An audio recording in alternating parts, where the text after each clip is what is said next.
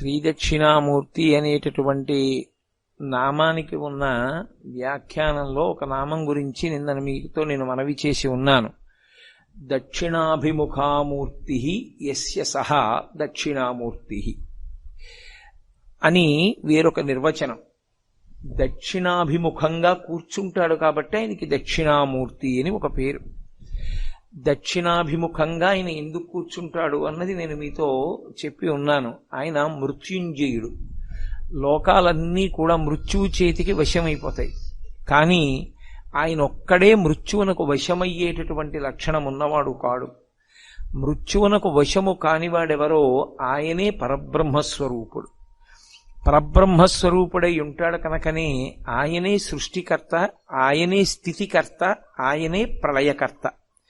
ఆయనే ఈ బ్రహ్మాండాలన్నిటినీ సృజిస్తాడు. ఎవ్వడు సృజించు ప్రాణుల ఎవ్వడు రక్షించు త్రుంచు ఎవ్వడనంతుండెవ్వడు విభుడెవ్వడు వాడి విధమున మనుచు బినుచు హేలారతుడై అంటారు పోతన గారు.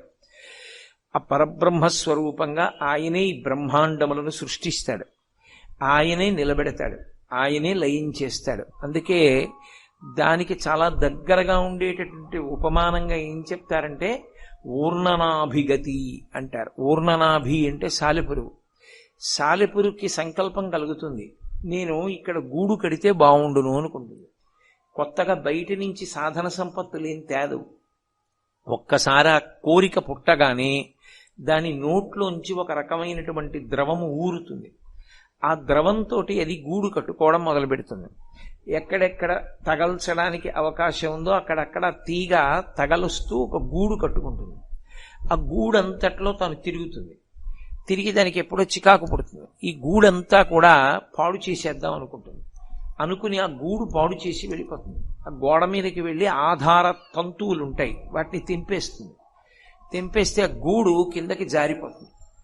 జారిపోయిన తర్వాత తాను యథేచ్ఛగా వెళ్ళిపోతుంది. ఊర్ణనాభిగతి ఈ విశ్వ సృష్టి స్థితి యవనియందు లయంబగుచుండు అంటారు పోతన గారు. సాలెపురుగు ఎలా గూడు తానే నిర్మాణం చేసి తానే నిలబెట్టి తానే పాడు చేసేసి వెళ్ళిపోయినట్టు, పాడు చేసి అన్నమాట లయంలో అన్వయం అవదు, లోపలికి తీసేసుకుంటాడు తనలోకి. ఈ మూడు చెయ్యగలిగిన వాడెవరో ఆయనే పరబ్రహ్మముగా ఉంటాడు. పరమేశ్వరుడే పరబ్రహ్మస్వరూపుడు. అందుకే మీరు దక్షిణామూర్తి స్వరూపం చూస్తే ప్రశాంతంగా ఉన్నవాడు తప్ప సృష్టి యందు అయోమయం లేనటువంటి స్థితిలో రచన చెయ్యలేడు. మీరు ఎప్పుడైనా చూడండి, ఒక పని ప్రారంభం చేసే ముందు ఈ పని ఎలా చేస్తే బాగుంటుంది అని ప్రణాళిక నిర్మాణం చేస్తున్నారనుకోండి, అప్పుడు మీరు ఉద్వేగంతో కానీ కోపంతో కానీ విపరీతమైన హర్షంతో కానీ ఉన్నారనుకోండి, ఖచ్చితంగా పని ఎలా జరగాలి అన్నది మీరు ప్రణాళిక రచన చేసేటప్పుడు తప్పులు చేస్తారు. భవిష్యత్తుని ఊహించి ఇప్పుడిప్పుడు ఈ సాధన సంపత్తులు దీనికి ఉంటే తప్ప ఈ కార్యక్రమం జయప్రదం కాదు అని దానికి కావలసినటువంటి సంభారములను సమకూర్చుకుని ప్రణాళికా నిర్మాణం చెయ్యడంలో వైక్లభ్యం వస్తుంది. అదే ప్రశాంతమైన మనస్సుతో ఉన్నాడనుకోండి, ఆయన చేసినటువంటి పని యందు అయోమయావస్థ ఉండదు. సృష్టి యందు అయోమయం కానీ ఏర్పడిందనుకోండి, చాలా ప్రమాదం. అది అంతకన్నా భయంకరమైనటువంటి విషయం లోకంలో ఇంకొకటి ఉండదు. నేను సృష్టి చేసేటప్పుడు అయోమయం ఉండకూడదు. అందులో సృష్టిని వికసనము అంటారు. వికసనము అంటే విచ్చుకోవడం. అది బహుక్రమ పద్ధతిలో ఉండాలి. నేను మీకు తేలిగ్గా అర్థం అవ్వాలి అంటే ఒక్క మాట చెప్తే మీరు పట్టుకుంటారు. ఒక కుక్క కడుపున కుక్కే పుట్టాలి, ఒక పిల్లి కడుపున పిల్లే పుట్టాలి, ఒక ఆవు కడుపున ఆవే పుట్టాలి, మనుష్యుని కడుపున మనుష్యుడే పుట్టాలి తప్ప సృష్టిలో ఎవరి కడుపున ఎవరు పుడతారో తెలియదు అన్నాం అనుకోండి, అయోమయం వస్తుంది. ఏది తినాలో అదే తినాలి. శాకాహారి అంటే మీరు తీసుకొచ్చి ఎంత పక్వం చేసి పెట్టిన మాంసమైనా అది ముట్టుకోదు. అది పుట్టుకతో స్వభావం వస్తుంది. ఏనుక్కి ఎవరు నేర్పరు నువ్వు మాంసాహారం తినద్దని, కానీ ఏనుగు ముట్టుకోదు మాంసాహారం, అంతే అలాగే ఉంటుంది. ఆవుకి ఎవరు నేర్పరు నువ్వు గడ్డి తినని, అది గడ్డి తింటుంది. దేనికి ఏది ఎలా చెయ్యాలో అలా దానికి కావలసినటువంటి సంభారాన్ని సమకూర్చాలి. అది అలా సమకూర్చడంలో ఎక్కడైనా పొరపాటు వచ్చిందనుకోండి, ప్రమాదం వస్తుంది. మీకు నేను ఒక ఉదాహరణ చెప్పాలి అంటే, పిల్లి ఎలకని పట్టుకోవడంలో చాలా నేర్పరితనంతో ఉంటుంది. ఆ ఎలకని పట్టుకునేటప్పుడు చిన్న చప్పుడైతే ఎలక పారిపోతుంది. అందుకే పిల్లి కాళ్లలో మాంసపు ముద్దలు ఉంటాయి, అది నడిస్తే చప్పుడు అవదు. ఎలకెకి కూడా తెలియదు పిల్లి వస్తోందని. ఒక బాతు నీటి మీద వెడుతూ ఉంటుంది. నీటి మీద వెళ్ళేటటువంటి బాతు పాదాలకి వేళ్ల మధ్యలో నాకు ఉన్నట్టుగా ఖాళీ ఉందనుకోండి, నీళ్లు ఆ వేళ్ల మధ్యలోంచి పైకొచ్చి బాతు నీటిలో మునిగిపోతుంది. అందుకే బాతు వేళ్ల మధ్యలో పల్చటి చర్మం ఉంటుంది కాబట్టి అది పడవకి తెడ్డేసినట్టుగా ఆ పాదాలని ఆధారం చేసుకుని నీటి మీద నడిచి వెళ్ళిపోతుంది. ఏది ఎలా తినాలో దానికి అనుగుణంగా ఉండాలి. బాతు పురుగుల్ని నీటిలో పట్టే విధానం గమ్మత్తుగా ఉంటుంది. నీటినంతటినీ తన చంపుటములలోకి తీసుకుని మూసేస్తుంది. మూసేస్తే పురుగులు ఉండిపోతాయి. ఆ పై చంపుటానికి ఈ ముందుకి 2 కన్నాలు ఉంటాయి. అది మూసినప్పుడు ఆ కన్నాల్లోంచి నీళ్లు బయటికి వెళ్ళిపోతాయి. ఒక్క పురుగులు మిగిలిపోతాయి, లోపలికి తోసేసుకుంటుంది. ఆ పురుగుల్ని తినేస్తుంది. దేనికి ఏది అవసరమో దాన్ని అలా నిర్మించాలి తప్ప బాతు కాళ్లవేళ్ల మధ్యలో చర్మం పెట్టడం నేను మరిచిపోయానన్నాడు అనుకోండి పరమేశ్వరుడు, చాలా అసహ్యంగా ఉంటుంది. 6:30కి ఉపన్యాసానికి డేటు పుచ్చుకోవడం తేలిక, కానీ వచ్చినటువంటి వక్త ఉపన్యాసానికి అనుగుణంగా ముందే ఒళ్ళు దగ్గర పెట్టుకుని లౌడ్ స్పీకర్ రెడీ చేసుకోవడం చాలా అవసరం. తప్ప వచ్చినవాడు కాళ్ళు చాపు కూర్చునేలా ఉంటే ఆ మైక్ ఏర్పాటు చేసిన వాడిని మళ్ళీ పిలవకూడదు. కాబట్టి సృష్టి యందు అయోమయం ఉండకూడదు. ఏదైనా ఒక పని చేసే ముందే దాని గురించినటువంటి వ్యవస్థని ఆలోచన చేసుకుని జాగ్రత్త పడాలి. అలా జాగ్రత్త పడకపోతే అయోమయం వస్తుంది. మనం చేస్తామేమో ఇలాంటి తప్పులు, పరమేశ్వరుడి సృష్టి యందు ఈ దోషం ఉండదు. అది చాలా క్రమంగా ఉంటుంది. ఎలా విచ్చుకోవాలో అలా విచ్చుకుంటుంది. అందుకే మీరు చూడండి, సనాతన ధర్మంలో దేవతలందరూ కూడా తామర పువ్వులో కూర్చుంటారు. తామర పువ్వులో కూర్చోడానికి కారణం ఒకటే, పువ్వులో కూర్చుంటే పువ్వు నలిగిపోదండి. పువ్వులో కూర్చోవడం ఏమిటి అసలు? దానికి అర్థం ఉందా ఏమైనా? సరస్వతీదేవి తామర పువ్వులో కూర్చుంటుంది. శ్రీ మహావిష్ణువు ఒక్కొక్క చోట గురువాయూరులో ప్రత్యేకంగా తామర పువ్వులో కూర్చుని ఉంటాడు కృష్ణ భగవానుడు. అదొక మహత్తరమైన దర్శనం అక్కడ. అలాగే లక్ష్మీదేవి తామర పువ్వులో కూర్చుంటుంది. ఒక్కొక్కచో పరమశివుడు తామర పువ్వులో కూర్చుంటాడు. అసలు ఈ సృష్టి చేసే బ్రహ్మగారు తామర పువ్వులోనే పుడతాడు, నాభి కమలంలోంచి పుడతాడు. ఎందుకు ఈ తామర పువ్వు? శ్రీ మహావిష్ణువు చేతిలో తామర పువ్వు ఉంటుంది. అరి నళిన గదా శంఖ పాణిర్ముకుంద. నళినము అంటే తామర పువ్వు.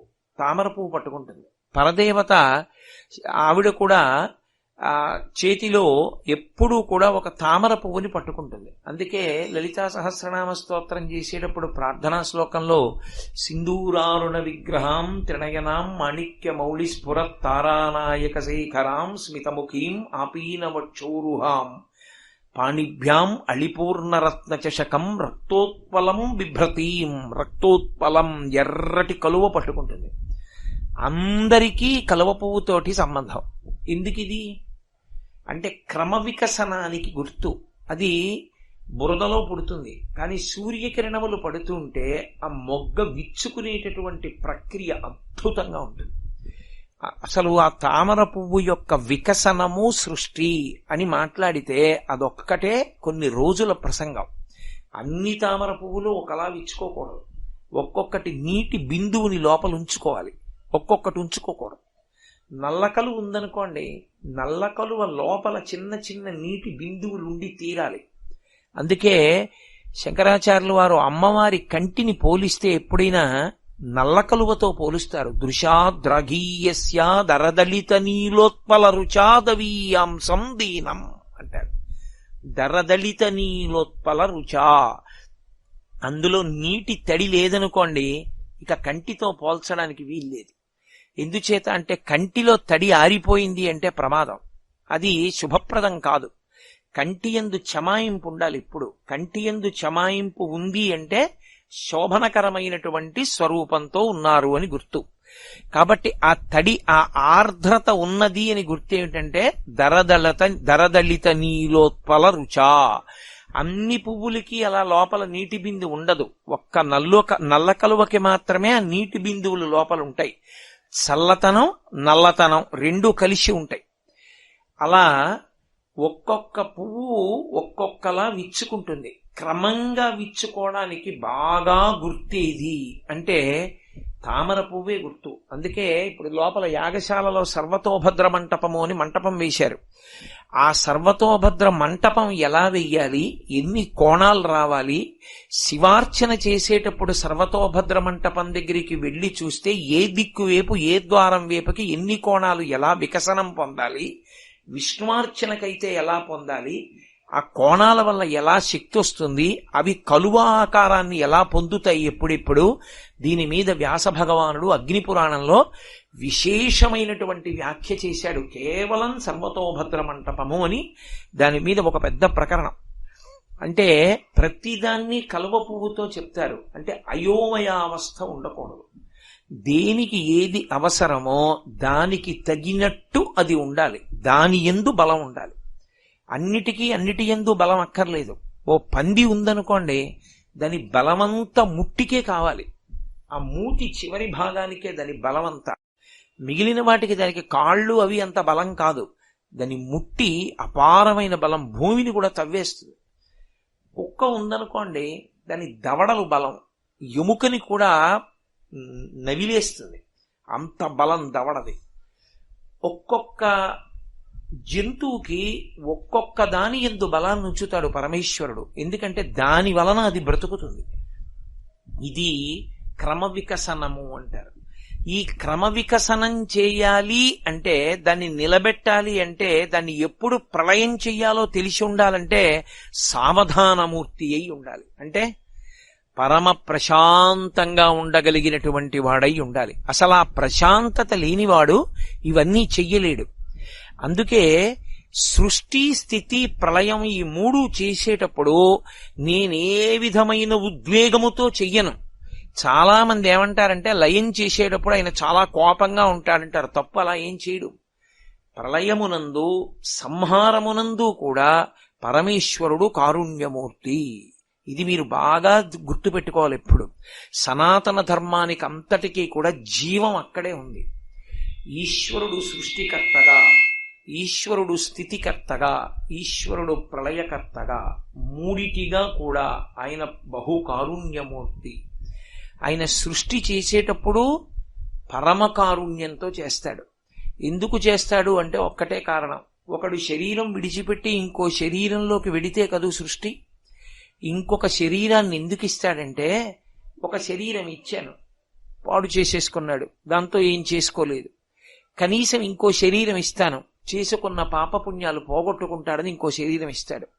ఇంకొక శరీరం ఇవ్వడంలో అనుగ్రహం, ఇచ్చిన శరీరాన్ని నిలబెట్టడంలో అనుగ్రహం. అందుకే మీరు చూడండి, పరమేశ్వరుని యొక్క దయాస్వరూపం ఎక్కడుంటుందంటే, గత జన్మలలో చేసుకున్న పాపాన్ని దృష్టిలో పెట్టుకుని శరీరావయవములలో దేనికైనా ఒక దానికి వైక్లభ్యమిస్తే తద్బలాన్ని ఇంకొక దాని యందు నిక్షేపించేస్తాడు, తట్టుకోవడానికి అవకాశం ఇస్తాడు. అందుకే అంధుడు కూడా జ్ఞానేంద్రియ శక్తి మిగిలిన వాటిల్లో ఎక్కువగా ఉండి జీవించగలుగుతాడు. పరమేశ్వరుని యందు ఆ కారుణ్యం ఉంటుంది. లయమునందు కూడా కారుణ్యమే.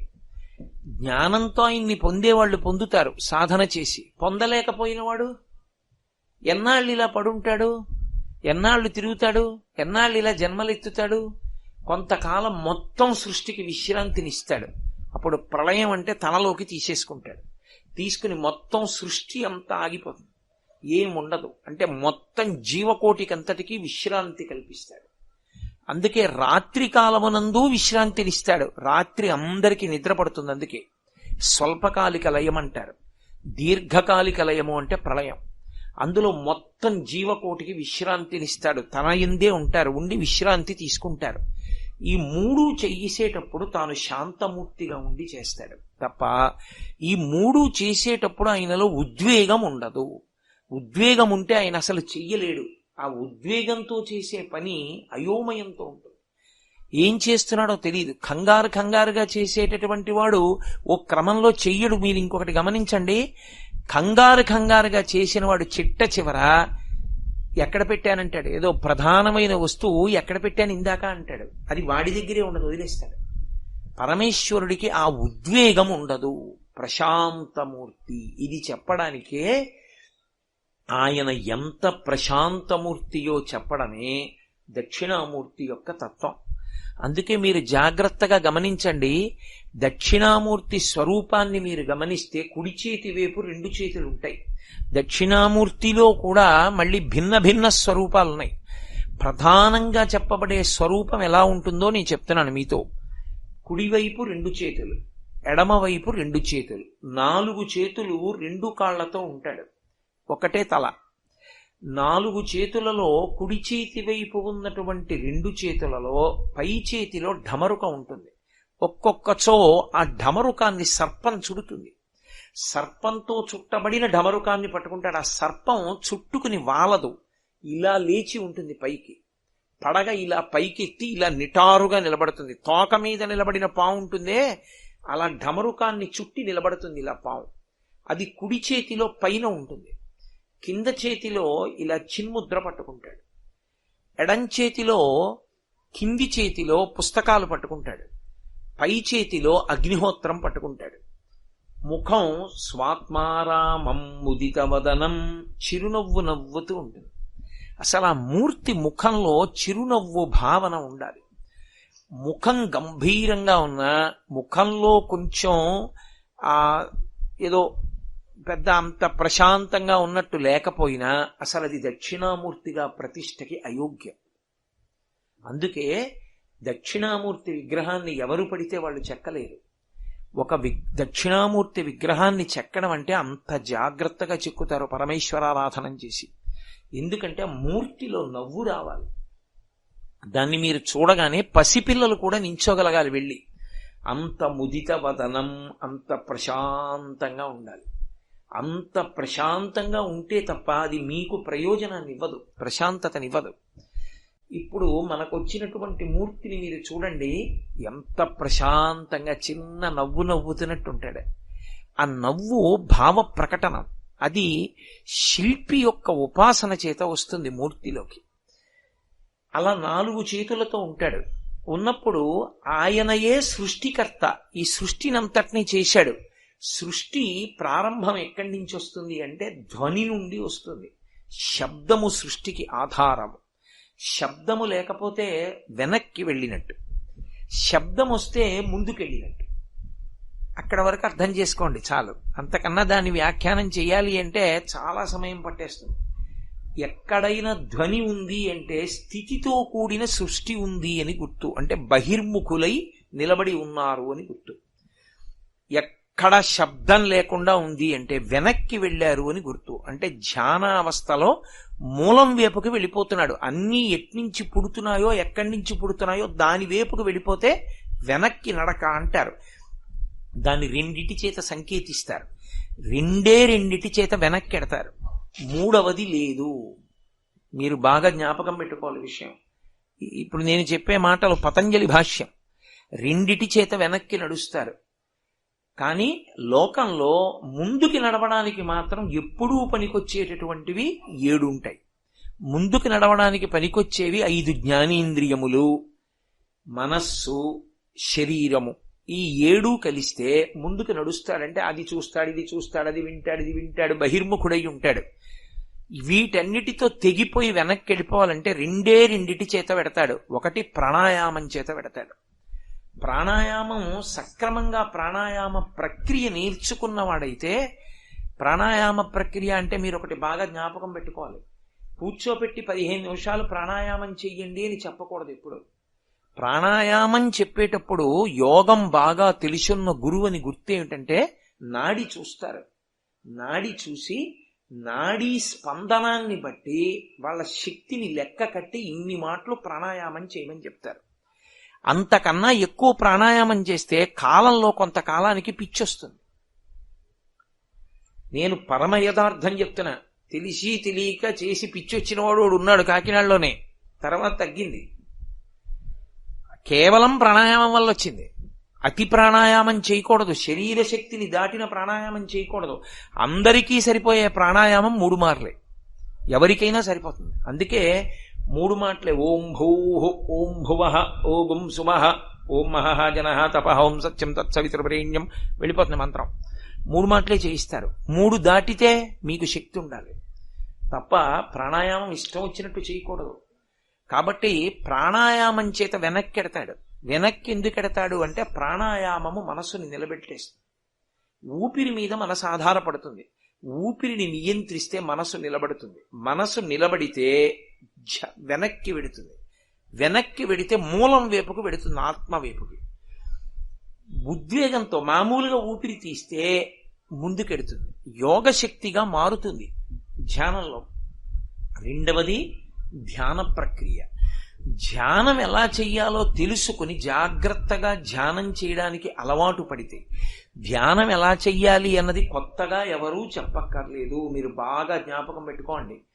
ధ్యానము అత్యంత క్షేమకరంగా, ఏ ప్రమాదము రాకుండా మీరు ఈ జన్మలో ధ్యానం మొదలు పెడితే ఏ వస్తువు మీద ధ్యానం చెయ్యాలో, ఎలా ధ్యానం చెయ్యాలో చెబుతూ అనేక చోట్ల అనేకమైనటువంటి ఉదాహరణలు మనకు అందిస్తూ నాటకీయ శైలిలో మీకు తెలియకుండానే మీతో ధ్యానం చేయించేటటువంటి శ్లోకాలు ఇచ్చి భద్రమైన ధ్యాన ప్రక్రియని అందించిన ఒకే ఒక మహాపురుషుడు శంకర భగవత్పాదాచార్య స్వామి. శంకరులు ఇచ్చారు ధ్యాన ప్రక్రియ అంతా. ఎన్నో శ్లోకాలు ధ్యానమే. మీరు ప్రత్యేకించి సౌందర్యలహరి తీసుకుంటే సౌందర్యలహరిలో ఒక్కొక్క శ్లోకం ధ్యానమే.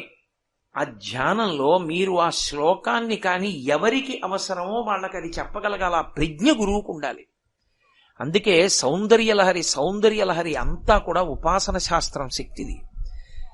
నాకు అంత బాగా జ్ఞాపకం ఉండట్లేదండి ఈ పిల్లాడికి అంటారు.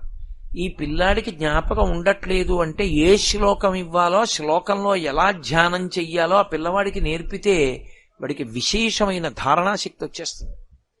ఎందరో ఉన్నారలా. శంకరాచార్యుల వారి హృదయాన్ని పట్టుకోగలగాలంటే శంకరాచార్యుల వారి అనుగ్రహం ఉండాలి. కాబట్టి ధ్యానము చేత వెనక్కెడుతుంది మనస్సు. ఎదురుగుండా ఉన్న వాటిని వదిలిపెట్టేసి వెనక్కి వెళ్లి ఆత్మని పట్టుకుంటుంది. ఈ 2 వెనక్కి నడవడానికి సాధనాలు, 7 ముందుకి నడవడానికి సాధనాలు. ఇందులో మీరు జాగ్రత్తగా గమనించండి. దక్షిణామూర్తి పరమ ప్రశాంతంగా ఉండి కుడి చేతిలో పైభాగంలో ఢమరుకం పట్టుకుంటారు. ఆ ఢమరుకం శబ్దం చేస్తుంది. శబ్దము వేరు, ధ్వని వేరు. మళ్ళీ ఆ రెండిటికి తేడా ఉంటుంది. చాలా సాధారణంగా ఏమంటారంటే ఆయన ధ్వని చేశాడండి అంటే శబ్దం చేశాడు, ఆయన శబ్దం చేశాడండి అంటే ధ్వని చేశాడు అనుకుంటారు. కాదు, తప్పది. శబ్దము అంటే అర్థసహితము, దానికి అర్థం ఉంటుంది. అందుకే వేదమంతా కలిపి శబ్దరాశి. ధ్వని అంటే దానికి ఏ విధమైనటువంటి అర్థము ఉండదు. ఏమైనా నీకు చేత కాకపోతే చెప్పు, నేను కుర్చీ ఆ మధ్యలో వేసుకు చెప్పేస్తాను, వాళ్ళకి ఇబ్బంది ఉండదు, వినపడిన వాళ్ళకి వినపడుతుంది.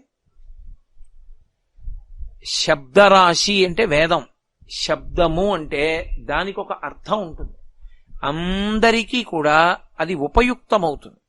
ఉదాహరణకి నేను ఇప్పుడు మాట్లాడుతున్నాను అనుకోండి, నేను మాట్లాడే మాటల్లో ఒక అర్థం ఉంది.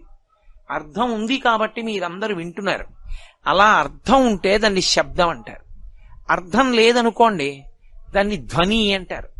పసిపిల్లలు పడుకుని ఊ ఉంగా ఆ అంటారు. మనం అన్వయం చేసుకుంటాం. చూడు, హూ హూ అని చేతులు ఎత్తుతోంది, ఎత్తుకొమ్మని అంటాడు.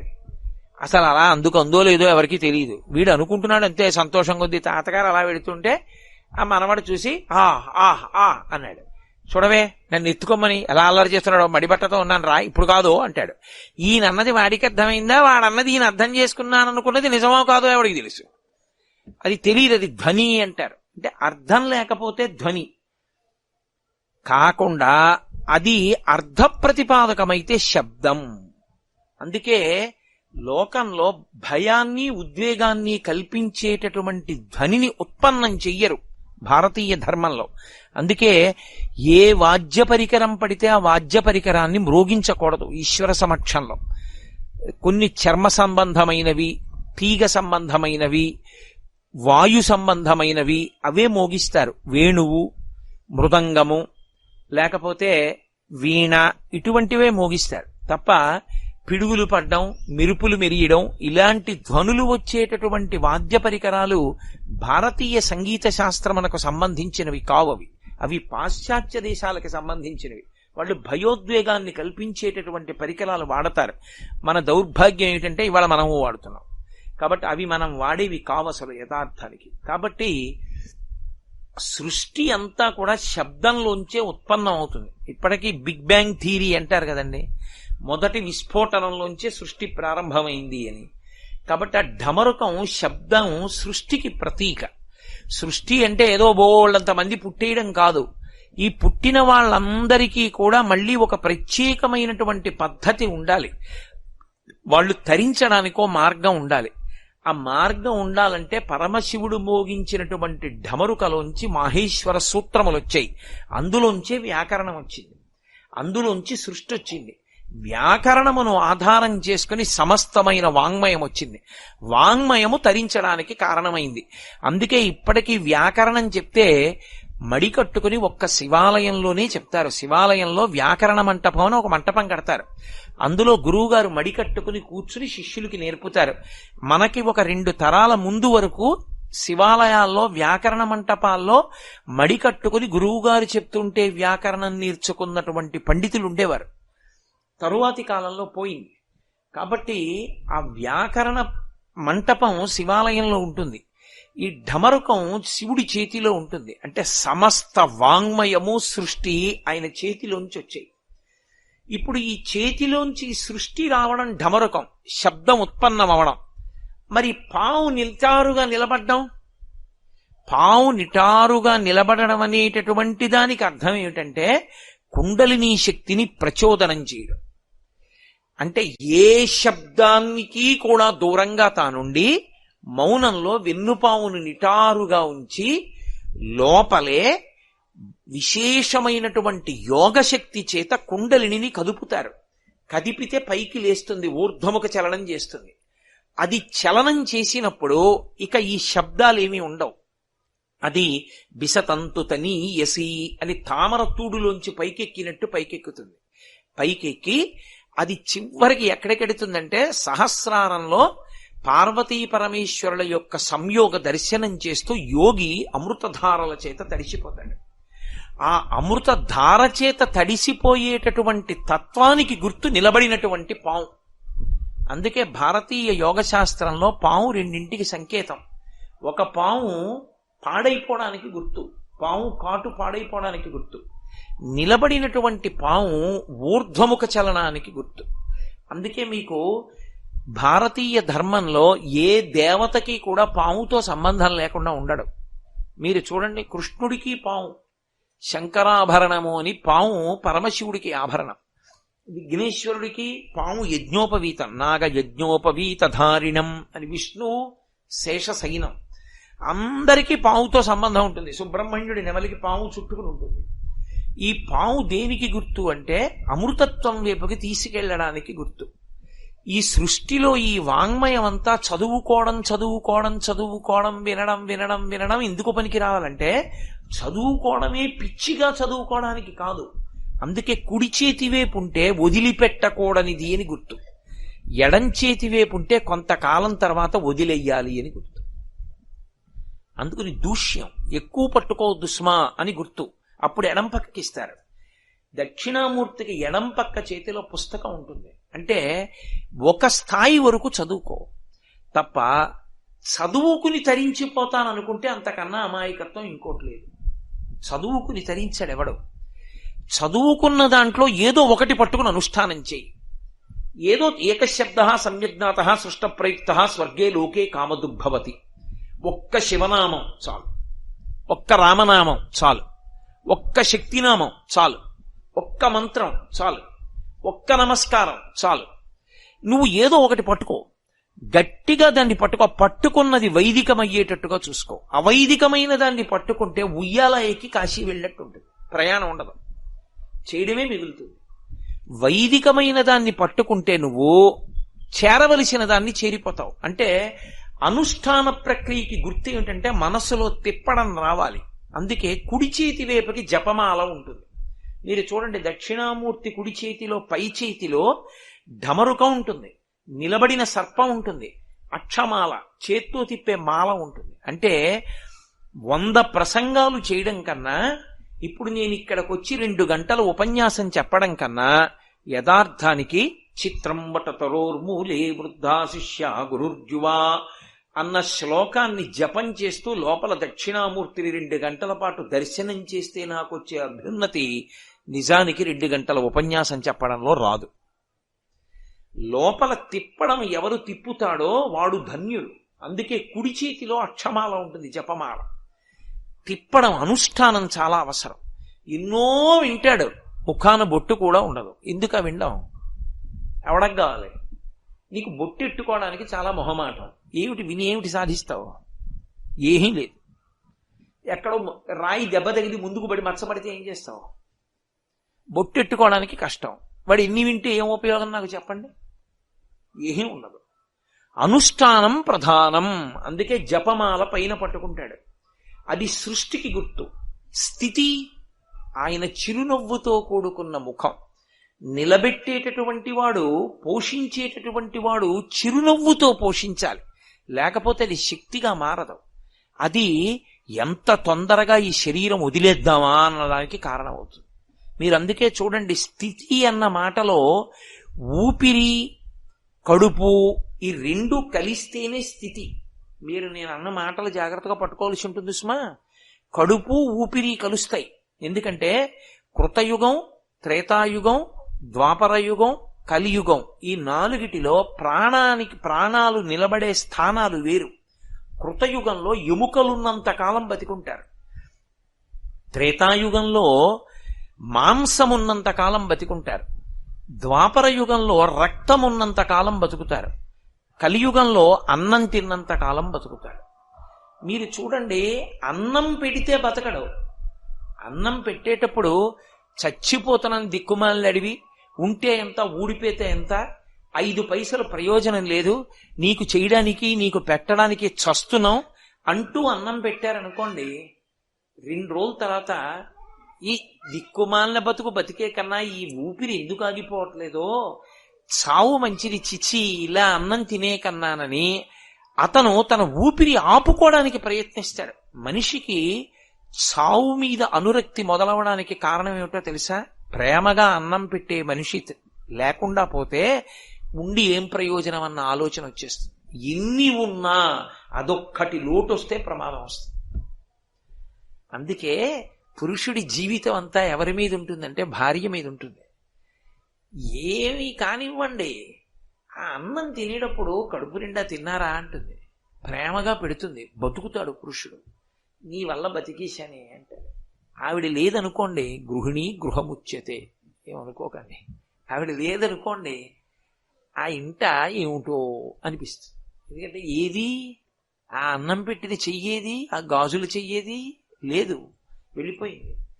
కాబట్టి ఆ అన్నానికి ఊపిరికి దగ్గరి సంబంధం. ఈశ్వరుడు అన్నం పెట్టినప్పుడు తృణీకరించి పెట్టాడు ఎవ్వరికి. ఆయన పరమ ప్రేమతో పెడతాడు. ఇన్ని కోట్ల జీవరాశులకు అన్నం పెడుతున్నవాడెవరు? ఆయనే. ఆయన పెట్టినప్పుడు ప్రేమతో పెట్టాడు తప్ప వీడు నాకేం చేశాడని పెట్టాడు. తండ్రి కొడుకు తనని ప్రేమించినా ప్రేమించకపోయినా అన్నం పెడతాడు. అలాగే తను పెట్టిన అన్నం తినికి తనకి వ్యతిరేకంగా మైకులో తిడుతున్నా ఆయన అన్నం పెడుతూనే ఉంటాడు. పోన్లేరా అంటాడు. అది ఆయన ప్రేమ. అన్నం అంత ప్రేమగా పెడతాడు, అంత ప్రేమగా బతికిస్తాడు. వీడు నేను ఇచ్చిన దానికి ఉపయోగించుకోవట్లేదుగా శరీరం అని తీసేయడు, ఉంచుతాడు. బాగా జర్జరీభూతం అయిపోయి కాళ్ళు చేతులు కదలక మలమూత్రములను తాను విసర్జించుకోలేక మంచంలో ఉండిపోయినా ఇంకా ఉండిపోవాలనుకుంటాడు. పిచ్చాడా, ఏం చేస్తావురా శరీరంలో ఉండి, ఏం చేయలేవు అని బయటికి తీసేసి ఇంకో శరీరంలో పెడతాడు. ఎంతటి కారుణ్యమూర్తి! అందుకే ఆ స్థితికారకత్వమునందు కారుణ్యం ఉండాలి. అందుకే ముఖం చిరునవ్వు నవ్వుతూ ఉంటుంది. సృష్టి ఢమరుకం, స్థితి చిరునవ్వు, లయం అగ్నిహోత్రం. అందుకే ఎడంచేతి వైపు అగ్నిహోత్రాన్ని పట్టుకుంటాడు. ఈ సమస్త ప్రపంచాన్ని లయం చెయ్యగలిగిన వాడెవరు? ఆయనే. లయం చెయ్యడం అన్న మాట మళ్ళీ రెండు రకాలుగా ఉంటుంది. ఆ శరీరం పడిపోయేటట్టు చేయడం ఒకెత్తు, ఆ శరీరం పడిపోవడం కాదు, ఇక మళ్ళీ శరీరంలోకి రావలసిన అవసరం లేకుండా చేయడం ఒకెత్తు. చేసుకున్న పాపపుణ్యాల కొద్దీ ఆ శరీరం పడిపోయి ఇంకో శరీరంలోకి వెళ్ళాలనుకోండి, ఈ శరీరాన్ని పడగొడతాడు అగ్ని, ఇంకో శరీరాన్ని ఇస్తాడు డమరుకం. పరమభక్తి తత్పరుడై జీవనం చేశాడనుకోండి, వాడికి జ్ఞానం ఇచ్చేస్తాడు, ఇక మళ్ళీ నువ్వు పుట్టక్కర్లేదంటాడు. దాన్ని ఆత్యంతిక ప్రళయము అని పిలుస్తారు. ఆ జ్ఞానం ఇచ్చి రక్షిస్తాడు. అందుకే 5 చేస్తాడు. పంచకృత్యపరాయణ. అమ్మవారు పరమశివుడు కూడా సృష్టి స్థితి లయ తిరోధాన అనుగ్రహములన ఇదింటిని చేస్తారు. తిరోధానం అంటే మాయ దాస్తాడు, అనుగ్రహం అంటే మోక్షం ఇచ్చేస్తాడు జ్ఞానం ఇచ్చి. ఆ జ్ఞానము మోక్షము నేను ఇవ్వగలనని చెప్పడమే తదియనాటి చంద్రరేఖతో ఉంటాడు. సూర్యుడు చంద్రుడు కూడా ఉంటారు ఆ దక్షిణామూర్తికి. ఇక్కడ విగ్రహంలో ఉన్నారండి సూర్యచంద్రుడు, ఇద్దరు ఉంటారంటే కాలమునకు నేను వశుడను కాను, అందుకే యువకుడిగా ఉంటాను. 2 ఆ చంద్రరేఖ ఉంది. చంద్రరేఖ నుండి సుధా బిందువులు పడుతుంటాయి, అమృత బిందువులు పడతాయి. అంటే జ్ఞానము వృద్ధి పొందాలి తప్ప జ్ఞానము నశించిపోకూడదు. శుక్లపక్ష తదియనాటి చంద్రరేఖ పున్నమి చంద్రుడు అవుతుంది. పున్నమి చంద్రుడు గుండ్రంగా సున్నలా ఉంటాడు. పూర్ణమద పూర్ణమిదం పూర్ణాత్ పూర్ణముదచ్యతే పూర్ణస్య పూర్ణమాదాయ పూర్ణమేవావశిష్యతే. సున్న పెట్టాడు అంటే గుర్తేమిటో తెలుసా? ఎక్కడ మొదలెట్టాడో అక్కడికి వచ్చాడు అని గుర్తు. అలా పూర్తి చేయకపోతే సున్న కాదు. నేను ఇలా పెట్టాను అనుకోండి, బిందునాద కళా విధానేనా అని వేదాంతంలో ఒక పెద్ద విశేషం. ఇలా పెట్టి చుక్క ఇలా తిప్పి మళ్ళీ ఈ చుక్క దగ్గరికి వచ్చేసాను అనుకోండి, సున్న అయిపోయింది. అంటే ఎక్కడ బయలుదేరానో అక్కడికి వచ్చేసాను, అందులో కలిసిపోయాను. ఇప్పుడు నేను ఎక్కడున్నాను మీరు చెప్పలేరు, ఎక్కడ బయలుదేరానో అందులోకి వెళ్ళిపోయాను నేను. అది పూర్ణత్వం, పూర్ణము అంటారు. అందుకే శుభకార్యాలు జరిగితే పూర్ణం పెట్టిన బూరేయిండి అంటారు. పూర్ణం పెట్టిన బూరేయిండి అని ఎందుకంటారంటే, ఈ శుభాలు అశుభాలు అంటూ కూర్చోవడం కాదురా, ఈ తిన్నది వాడికి జ్ఞానంగా పరిణమించాలి. భగవంతుడికి నైవేద్యం పెట్టి పూర్ణం బూరి పెడతారు శుభకార్యంలో. కాబట్టి పూర్ణం, ఆ పూర్ణమైనటువంటి స్థితిని పొందాలి. అది ఆయన యొక్క చంద్రరేఖ చేత గుర్తు. నేను మోక్షం ఇవ్వగలను, జ్ఞానం ఇవ్వగలను, ఇచ్చి మళ్లీ పుట్టవలసినటువంటి అవసరం లేని స్థితిని కల్పించగలిగినటువంటి వాడను అని చెప్పడానికి ఆయన చంద్రరేఖని ధరిస్తాడు. అది శుక్లపక్షంలో ఉండేటటువంటి తదియనాటి చంద్రరేఖ. ఆ దక్షిణామూర్తి మీరు జాగ్రత్తగా చూస్తే ఎడం చేతిలో కింద వైపు పుస్తకాలు ఉంటాయని చెప్పాను. కుడి చేతి వైపు చిన్ముద్ర పట్టి కాలి కింద అపస్మారుడు అనేటటువంటి రాక్షసుణ్ణి తొక్కి పెట్టి ఉంచుతాడు. చిత్రం ఏంటంటే, ఈయన కాలుతో తొక్కితే లోకంలో ఎవరైనా సరే పొలికేకలు పెడతారు. పరమశివుడు కాలుతో తొక్కాడనుకోండి, వాడు పొలికేకలు పెడతాడు. రావణాసురుడికి పేరు రావణాసురుడు కాదు, అసలు ఆయన పేరు పులశ్చ బ్రహ్మ. దశానన తాతగారు పెట్టిన పేరేమిటంటే దశగ్రీవ అని పెట్టారు. 10 తలకాయలతో పుట్టాడని దశగ్రీవుడు అని పెట్టాడు. విశ్వవసో బ్రహ్మ తండ్రిని అడిగాడు పులశ్చ బ్రహ్మని, ఏమని పెట్టమంటారు నాన్నగారండి వీడికి పేరు అన్నారంటే, దశగ్రీవ అని పెట్టరా అన్నారు. వాడికి దశగ్రీవుడని పేరు. ఓసారి నిష్కారణంగా పరమశివుడు కైలాస పర్వతం మీద తాండవం చేస్తుంటే కైలాసాన్ని కదిపేస్తానని దాని కింద చేతులెట్టి కదపపోయాడు. ఎవడురా కైలాసం కదుపుతున్నాడని కాలి బొటన వేలుతో ఇలా నొక్కాడు. ఆయన వాడి చేతులు కింద ఉండిపోయి పెద్ద రవం చేశాడు, అరిచాడు. ఎంత అరుపు అరిచాడంటే ఆ అరుపుకి 3 లోకాలు దద్దరిల్లాయి. ఇంత పెద్ద అరుపు అరిచావు కాబట్టి రావణా అని పిలుస్తున్నాను రా అన్నాడు శివుడు. ఆ తర్వాత వాడు అదే పేరెట్టు తిరిగాడు. కాబట్టి ఆయన తొక్కితే ఎవడు నవ్వడం, క్యారమని ఇడుస్తాడు. ఆయన ఒక్కడు నవ్వుతాడు. అపస్మారుడన్న రాక్షసుడు ఏడవడం. కాలి కింద పెట్టి తొక్కితే తల పైకెత్తి శివుడి వంక చూసి నవ్వుతూ ఉంటాడు.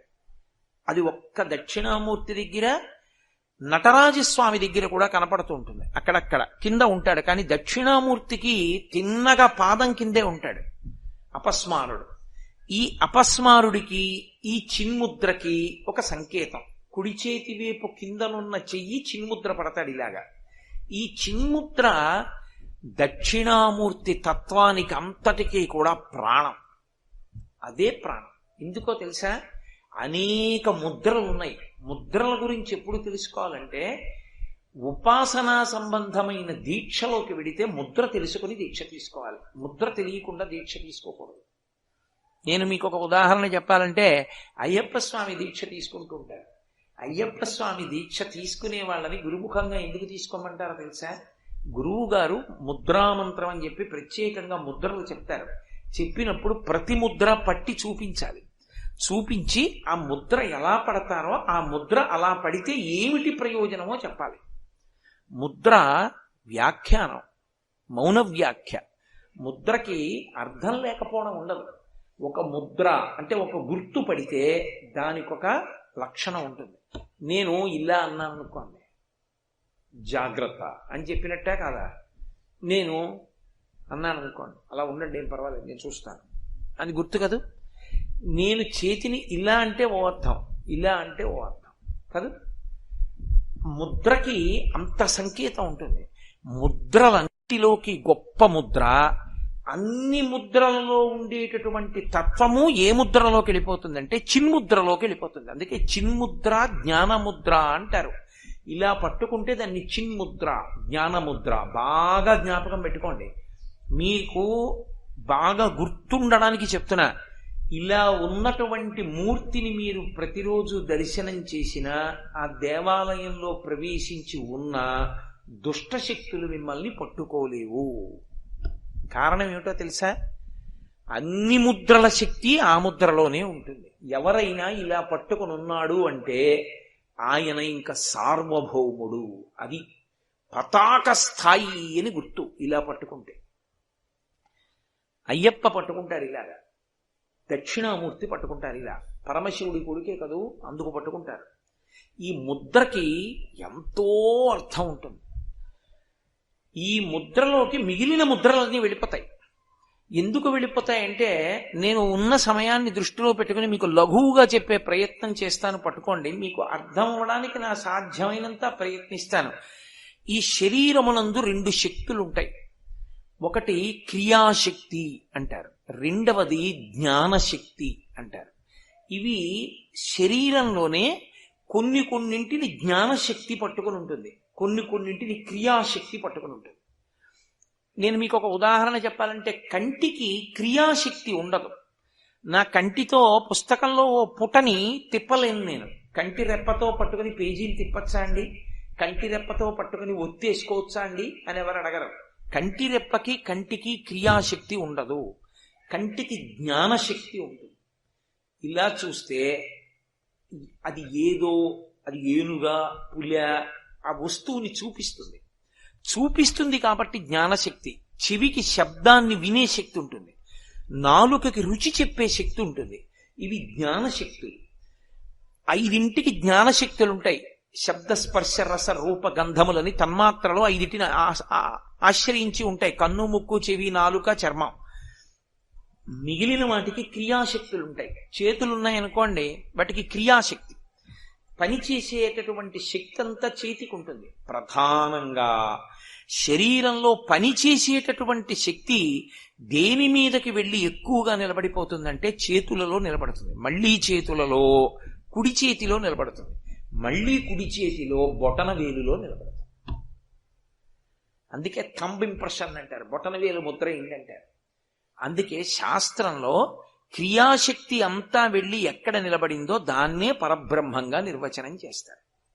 ఈ బొటనవేలు మిగిలిన వాటికి దూరంగా ఉంటుంది, కలవదు. ఇది ఎక్కడో వేరుగా ఉంటుంది. ఈ 4 ఓ చోట ఉంటాయి.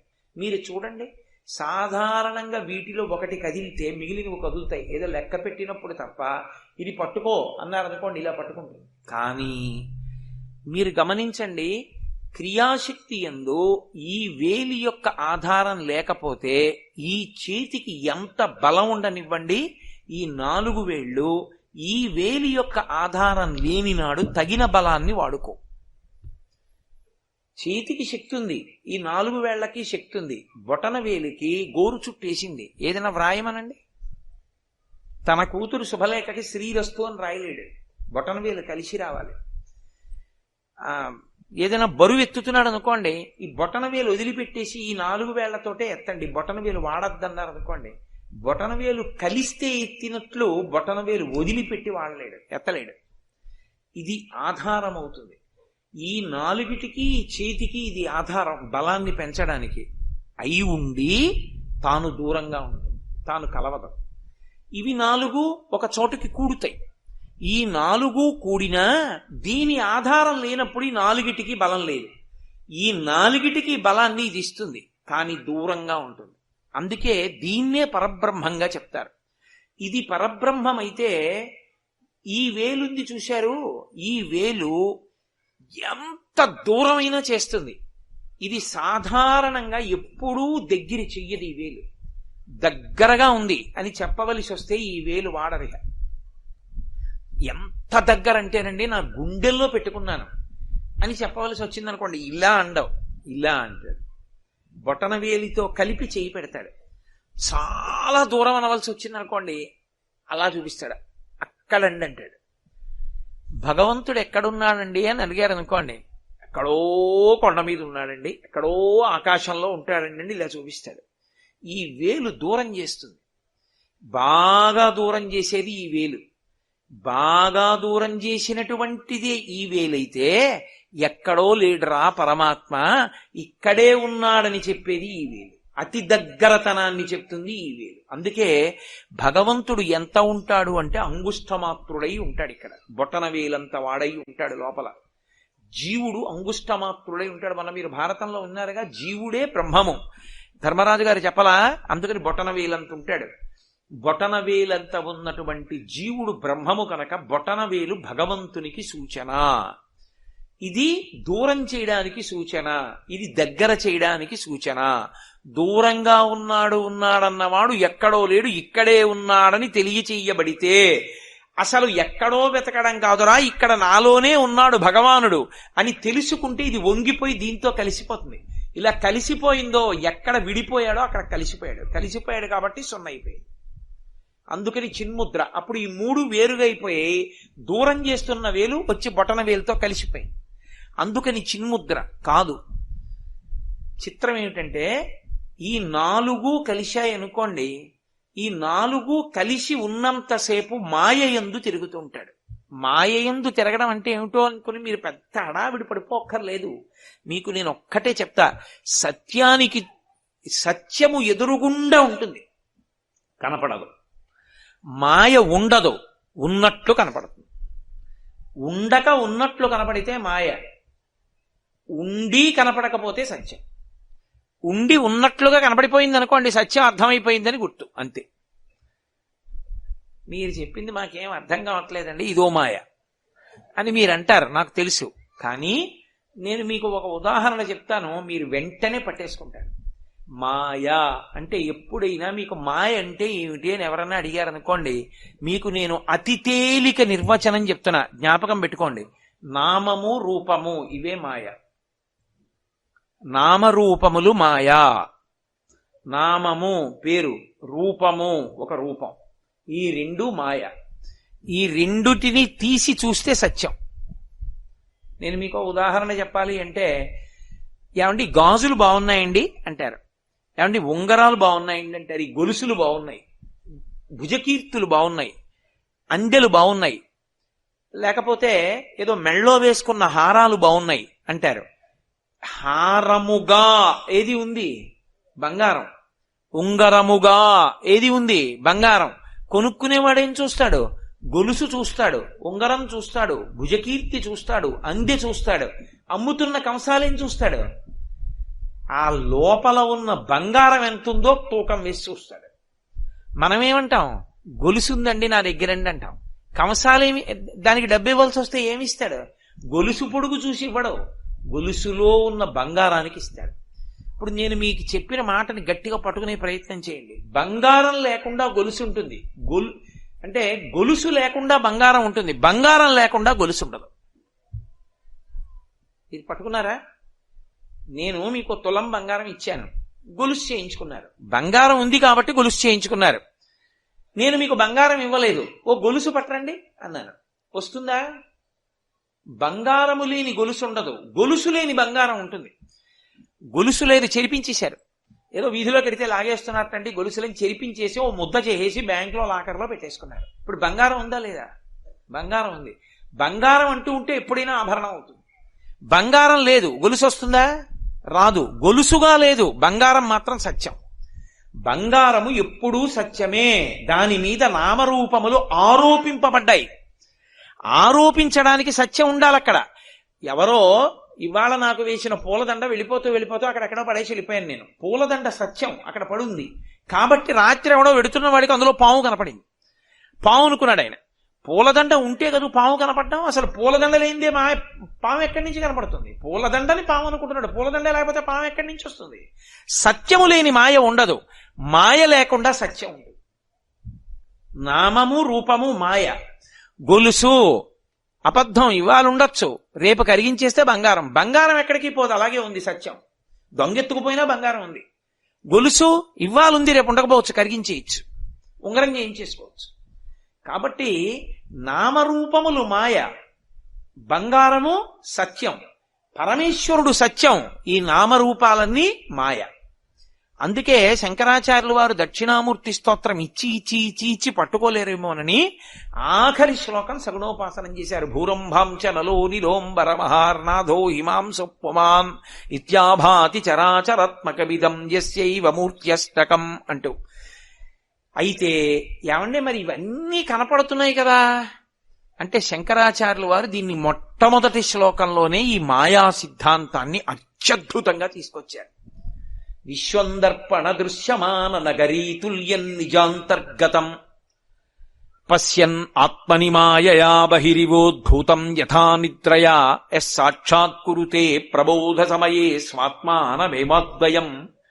అయితే నేను ఇవాళ లఘువుగా మాట్లాడతానంతే దాని గురించి. శ్లోకాలన్నీ వ్యాఖ్యానం చేయడానికి సమయం ఎక్కడిది?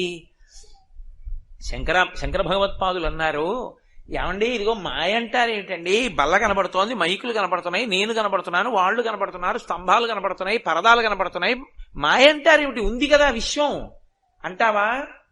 విశ్వం బయట లేదు, నీలోనే ఉన్నది, బయట లేదు అన్నారు శంకరాచార్యులు గారు. అనగానే మనం ఏమంటాం? అబ్బెబ్బే చాలా అమాయకంగా మాట్లాడుతున్నారండి ఎంత జగద్గురువులైనా. బయట లేకపోవడం ఏంటంటే ముట్టుకుంటే తెలియట్లా, బయట ఉంది విశ్వం, నాలో ఉండడం ఏమిటి అంటే శంకరాచార్యులు వారు అన్నారు, సరే నీలోనే ఉంది, నీలో లేదు బయట ఉందని ఎలా చెప్తున్నావు? అనుభవంతో కదూ. నేను ముట్టుకుంటున్నాను కదండి, నేను చూస్తున్నాను కదండి అని కదా అంటున్నావు, కాబట్టి బయట ఉందని కదా అంటున్నావు. అలా అయితే నేను ఓ మాట చెప్తా విను అని శంకరులు అన్నారు. పశ్యన్ ఆత్మనివాయయా బహిరివోద్భూతం యథా నిద్రయా యస్ సాక్షాత్కురుతే ప్రబోధ సమయే స్వాత్మానమేవాద్వయం. రాత్రి నేను నిద్రపోతున్నప్పుడు కాశీపట్టణం వెళ్ళినట్టు, గంగానదిలో స్నానం చేసినట్టు, ఆ గంగ ఒడ్డును నిలబడ్డట్టు, చంద్రశేఖరేంద్ర సరస్వతి స్వామివారు భారతీ తీర్థస్వామి వారు వచ్చి స్నానం చేస్తున్నట్టు, వాళ్ళు సత్యదండాలు ముంచుతున్నట్టు, నేను వాళ్ళని చూసి మురిసిపోతున్నట్టు, నేను వాళ్లతో పాటుగా శివాలయంలోకి వెళ్ళినట్టు, రుద్రం జరుగుతుంటే అభిషేకం చేస్తున్నట్లు నాకు కల్లో కనపడుతుంటే ఆనందంతో పొంగిపోతున్నాను. ఇంతలో ఏదో చప్పుడైంది, తెలివి వచ్చింది. ఏది? కాశీ ఏది? స్వాములేది? శివలింగం ఏది? పోయింది. ఇప్పుడు బయటకు వచ్చేటప్పటికే ఉంది, నేను నా మంచం నా గది ఉన్నాయి. మరి కలలో నీకు కనపడింది కూడా అనుభవాన్ని ఇచ్చిందా లేదా? సంతోషపడ్డావా లేదా కాశీలో ఉన్నానని? మరి అనుభవాన్ని ఇచ్చింది నిజమైతే నీకు కలలో అనుభవాన్ని ఇచ్చిన కలలో కాశీ ఏది? ఉన్నావా కల్లో? లేదుగా. తెలివి వస్తే పోయిందిగా. తెలివిలో ఉన్నప్పుడు నీకు కనపడుతున్నది నిద్రలో కల్లో ఉందా? లేదుగా. ఎక్కడో నువ్వు ఒక్కడివి వెడుతున్నట్టు, నిన్నెవరో పట్టుకుని తీసుకెళ్లి గుంజ కట్టేసి కొరణాలతో కొడుతున్నట్టు, ఒళ్ళంతా పగిలిపోతున్నట్టు, భయపడిపోతున్నట్టు అనిపించింది. ఒక్కసారి తెలివి వచ్చేసింది. అమ్మయ్యా ఎవ్వడూ లేడరా బాబు, నన్ను కొట్టట్లేదు, ఉత్తిన భయపడిపోయాను, మంచినీళ్ళు తాగి గోయిందా గోయిందా గోయిందా అని పడుకున్నాడు. మరి కలలో ఉన్నది మెలకువలో లేదు, మెలకువలో ఉన్నవి కలలో లేవు. ఆ అవస్థలో ఉన్నది అనుభూతినిచ్చింది, ఈ అవస్థలో ఉన్నది అనుభూతినిచ్చింది. అనుభూతి ఇచ్చిందంతా సత్యమైతే మరి కలలో ఉన్నది సత్యమే. మరి అలాంటప్పుడు కలలో ఉన్నది సత్యం కాకపోతే ఇది సత్యం కాదు. ఏం చెప్తారు శంకరాచార్యుల వారికి?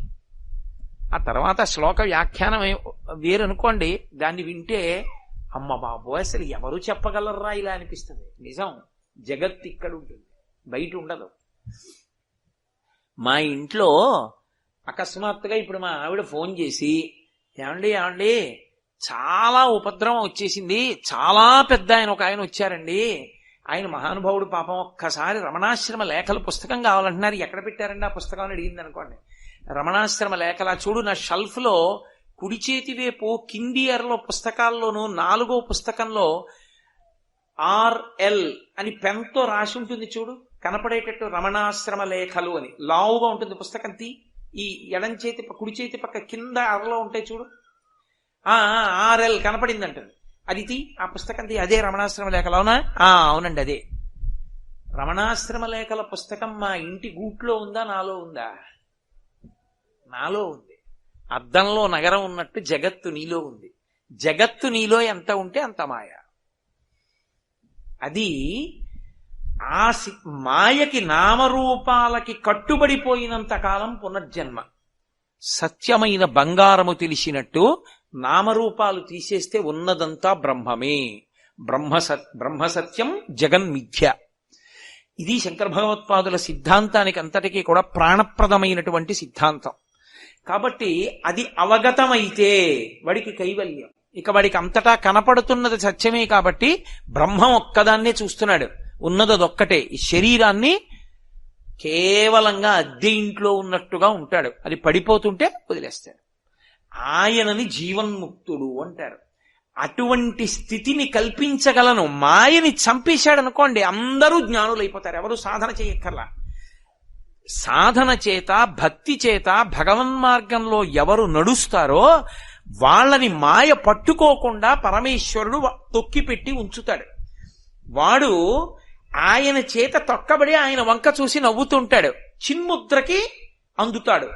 ఎవరు ఈశ్వరుణ్ణి ఆరాధించాడో, ఎవరు ఆయన పాదాలు పట్టుకున్నాడో వాడికి ఆ జ్ఞానం ఇస్తాడు. ఇచ్చినప్పుడు చిన్ముద్ర అర్థం అవుతుంది. చిన్ముద్ర అర్థమైందంటే ఒకటే, 3 మీద తిరుగుతుంటుంది. అందుకే త్రిపుర సుందరి అంటారు అమ్మవారిని. త్రిపురాంతకుడు అంటారు పరమశివుణ్ణి.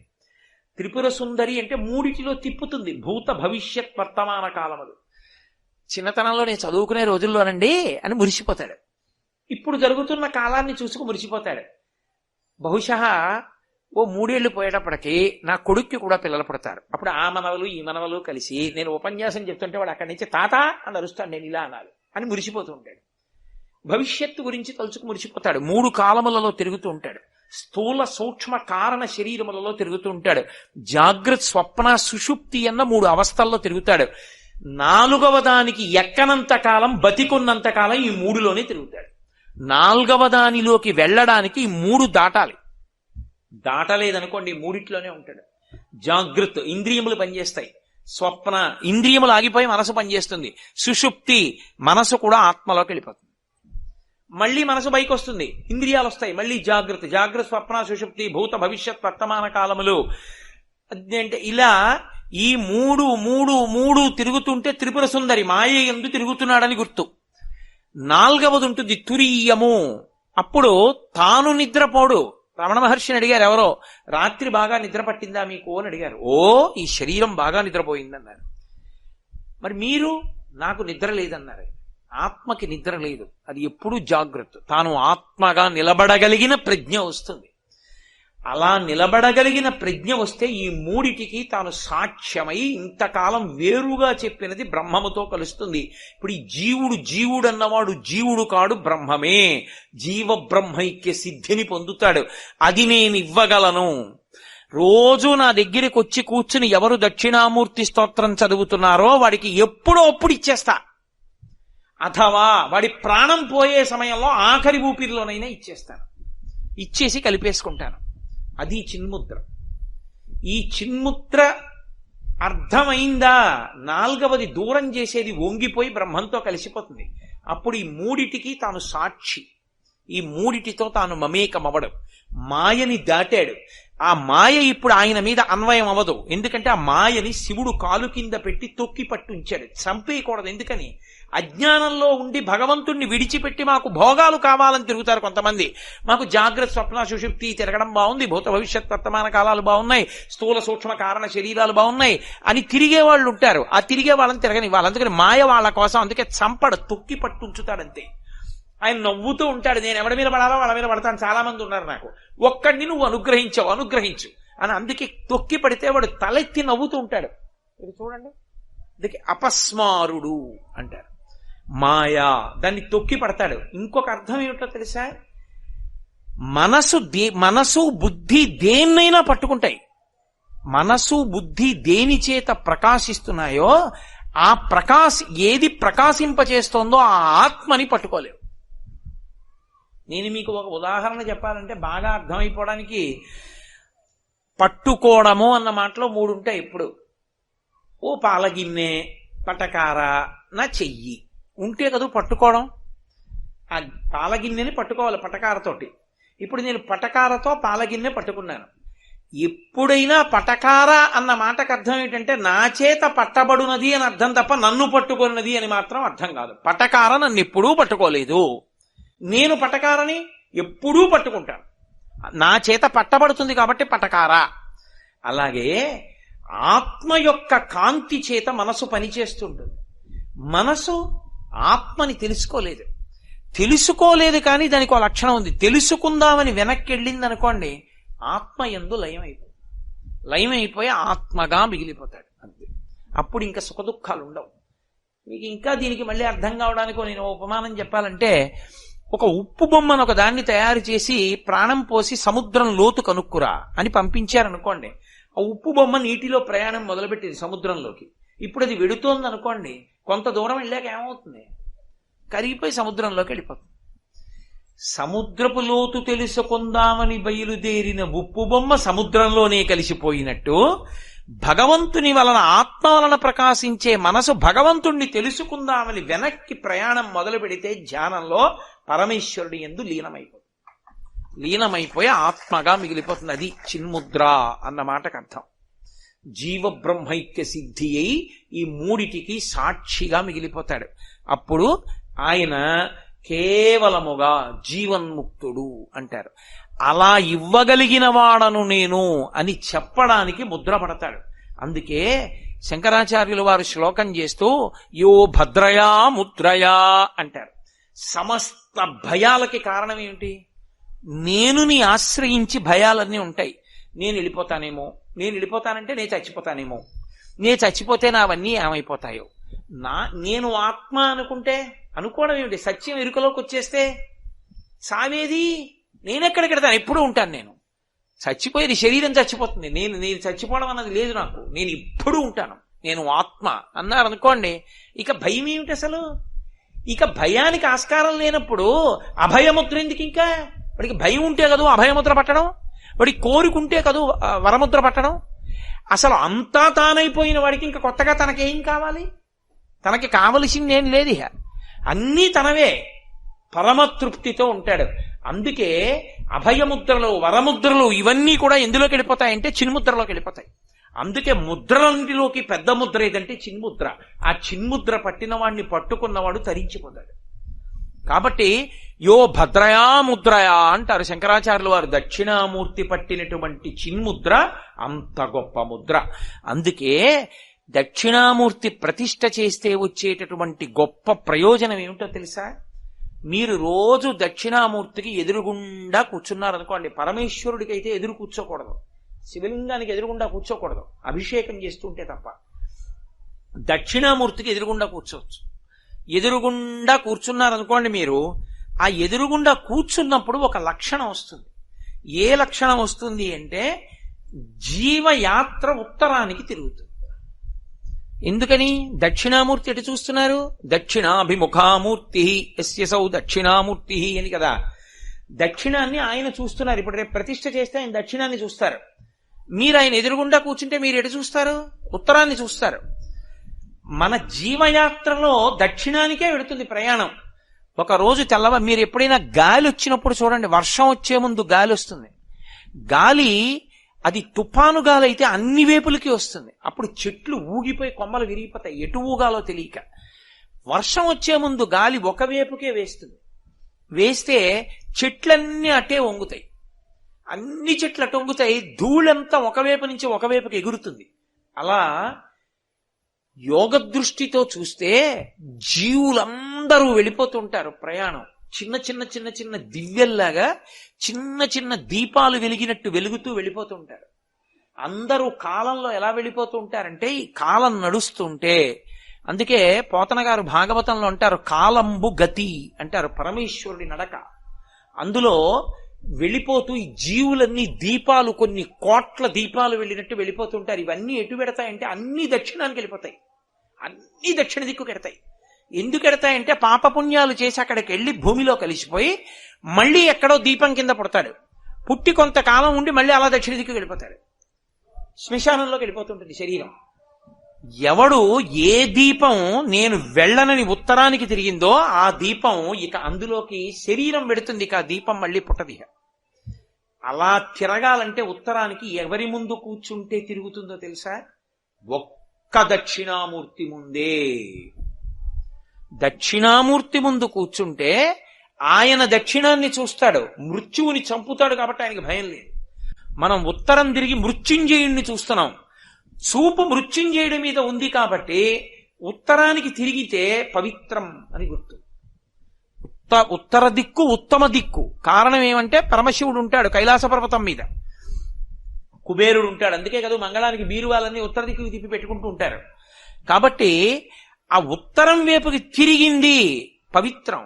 కాశీగంగా కాశీగంగా అంటుంటారు. భారతదేశంలో గంగ ఎన్ని చోట్ల లేదండి? హరిద్వార్లో గంగే, కాశీలో గంగే, ఎన్నో చోట్ల గంగ ఉంది. అన్ని చోట్ల గంగ కన్నా కాశీ గంగ అండి, కాశీ గంగ అండి అంటారు. కాశీ గంగ అని ఎందుకు వచ్చింది? ఒక్కటే కారణం, పైన పుట్టినటువంటి గంగ దక్షిణం వైపుకి ప్రవాహం మొదలుపెట్టింది.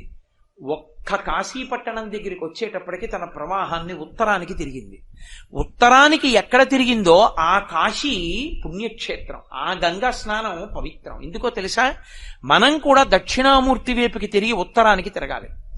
మనం కూడా ఉత్తరానికి తిరిగాము అంటే గుర్తు ఏమిటంటే దక్షిణామూర్తి ముందు కూర్చుంటే దక్షిణామూర్తి స్తోత్రం చదవడం అలవాటు చేసుకుంటే క్రమంగా ఆయన ఏం చేస్తాడంటే తన చిన్ముద్రలోకి లాగేసుకుంటాడు. అది ఎప్పుడు అనుగ్రహిస్తాడు? ఎవ్వరికీ తెలియదు. శరీరం పడిపోయే ముందు అనుగ్రహించి ఇక ఆ దీపం ఇలా వెళ్ళిపోతున్నది దక్షిణానికి, అకస్మాత్తుగా ఉత్తరానికి తిరిగి వెళ్ళిపోతుంది. అన్ని దీపాలు ఇటెడితే ఆ ఒక్క దీపమే ఉత్తరానికి ఎడుతుంది. వెళ్ళి ఎక్కడికి వెళ్ళిపోతుంది? అది అన్ని చివరికి వెళ్ళిపోతాయి శ్మశానానికి.